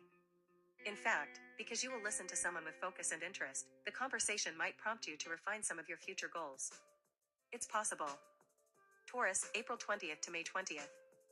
You can make an excellent impression on authority figures today, bosses, parents, and VIPs, because they see you as insightful and empathetic. Don't hesitate to express your ideas and opinions today, especially related to your health or a pet, because your audience is listening. Gemini, May 21st to June 20th. A conversation with someone from another culture will be warm and rewarding today because both parties will feel sympathy for each other. You might enjoy talking to a child or someone younger. You also will appreciate the beauty and creativity of others. Cancer, June 21st to July 22nd. You might want to think twice about your financial dealings or money decisions you make with someone else because today, you feel sympathetic and generous, especially to someone who might need help. This is admirable. But don't give away the farm. True generosity is giving what is needed. Leo, July 23rd to August 22nd. Discussions with neighbors, siblings, and relatives will be mutually rewarding today because you will listen to their point of view even if you don't agree with them. You will understand that their values are different from yours. Close friends, partners, and spouses will be grateful for your understanding. Virgo, August 23rd to September 22nd. Money is a tricky subject. Many people don't want to discuss their earnings. They also might hesitate to bargain for something. Today you will be clear about financial matters, especially anything that you personally own. You will speak up to protect your best interests. Libra, September 23rd to October 22nd. Discussions with children will be mutually rewarding today. Likewise, romantic partners can achieve an easy understanding and practical give and take because instinctively, each party knows what the other one wants. It's not always this easy. Be grateful for heartfelt and direct communications. Scorpio, October 23rd to November 21st. Trust your intuition today because your spidey sense is heightened. If doing research, seeking answers, or looking intuitively for a direction, listen to your gut instincts. Someone might choose to confide in you today. Consider this a compliment. Sagittarius, November 22nd to December 21st. A heart-to-heart talk with a friend today will be meaningful because people are in touch with their feelings, allowing them to listen. We didn't get to your horoscope. I'm sorry. I didn't know that's what was about to happen. And we got the Psycho Star. What's going on, Psycho? Psycho star Anthony Perkins' life from famous son to wife's tragic death. Anthony Perkins is best known for his role as Norman Bates in Alfred Hitchcock's Psycho. After Netflix dropped Monster, the Ed Gein story, viewers have been taking another look at horror flicks that took cues from the Twisted Killer, including Alfred Hitchcock's legendary Psycho. Article continues below. The 1960 masterpiece, widely regarded as one of the greatest horror films of all time, catapulted Norman Bates actor Anthony Perkins to stardom. Article continues below. The late performer is fondly remembered for his chilling portrayal, and his Hollywood legacy lives on through his son, actor, and director Oz Perkins. Article continues below. But Anthony also battled numerous personal demons throughout his career, with his son later calling his most famous role a curse, reports The Mirror. Was Anthony Perkins' role in Psycho inspired by Ed Gein? Netflix's Monster, the Ed Gein story suggests that Ed Gein's horrific crimes inspired the novel and adaptation of Psycho, as Norman Bates has a similar relationship with his mother that Gein had in real life. Article continues below. After Augusta Gein's death, her son preserved and boarded up the room she used, making a shrine to his late mother. In the show, we even see Alfred Hitchcock and author Robert Bloch discussing Gein's crimes in great detail, with the director showing Anthony Perkins a recreation of Gein's home. The Netflix series tells the story of how one simple man in Plainfield, Wisconsin, became history's most singular ghoul. He revealed to the world the most horrific truth of all, that monsters aren't born, they're made, by us. Article continues below. Anthony Perkins' career after Alfred Hitchcock and Norman Bates. Before appearing in Psycho, Anthony Perkins also starred in the William Wyler movie Friendly Persuasion, which earned him an Academy Award nomination for Best Supporting Actor. The success of 1960's Psycho arguably led to Anthony being typecast, and the actor chose to buy out his Paramount contract and move to France, where he made his European film debut in 1961's Goodbye Again. Article continues below. In 1968, he returned to Hollywood and appeared in Pretty Poison that year, before starring in several critically acclaimed films including Catch-22 and Murder on the Orient Express. In an interview with Vanity Fair, Anthony's son Oz Perkins has described Anthony's Psycho role as a curse. He said, "In the mythology of my family, the Psycho thing was considered far more of a curse than not. I don't think we ever had the family meeting where we all decided this was the story." Article continues below. But here's a young actor, an extremely beautiful young man who can play anything. He's really good. And he's doing this sort of matinee idol thing. He's playing cowboys and basketball players and baseball players, and he's real. Girls love him. Then this important part comes his way, which is so kind of dangerously close to who he actually was. He added, "It's funny because I look at a lot of my dad's later performances, and I find them very stilted and kind of strangely done, whereas the early stuff is really so impeccable. But I feel like the rock comes up, the bugs scatter, and that was Psycho." Anthony Perkins' secret behind-scenes struggle. While Anthony Perkins became a huge success following his Psycho fame, American conservatism at the time meant that he was forced to hide his sexuality throughout his Hollywood career. The star, who later married a woman, previously had relationships with actors Tab Hunter and Grover Dale, but this was all kept under wraps. Article continues below. Asked whether he was surprised to learn these truths about his father as an adult, Anthony's son Os Perkins told the Irish Times, "The surprise about it was that it was no surprise. Right? The surprise was that we hadn't been talked to about it. I don't know who would have that talk. Maybe, even today, I'm not sure how that conversation goes for people whose public lives don't allow it. I don't know how that conversation happens with children. I certainly don't blame anybody. But I do think that a gauze was put over everything, a membrane. Everybody seemed to know it. Certainly all of their friends. It wasn't like top agent, Sue Mengers, and top director, Mike Nichols were like, 'Oh, really? You're kidding?' Article continues below. He added, 'It's such a weird thing because, even in today's context, it's not safe to be that way. It's still not safe to be gay and a movie star unless you're going to be a gay movie star. Anthony Perkins' wife and tragic death. Anthony Perkins married his wife, actress Barry Berenson, in 1973, and the pair welcomed 2 children. Article continues below.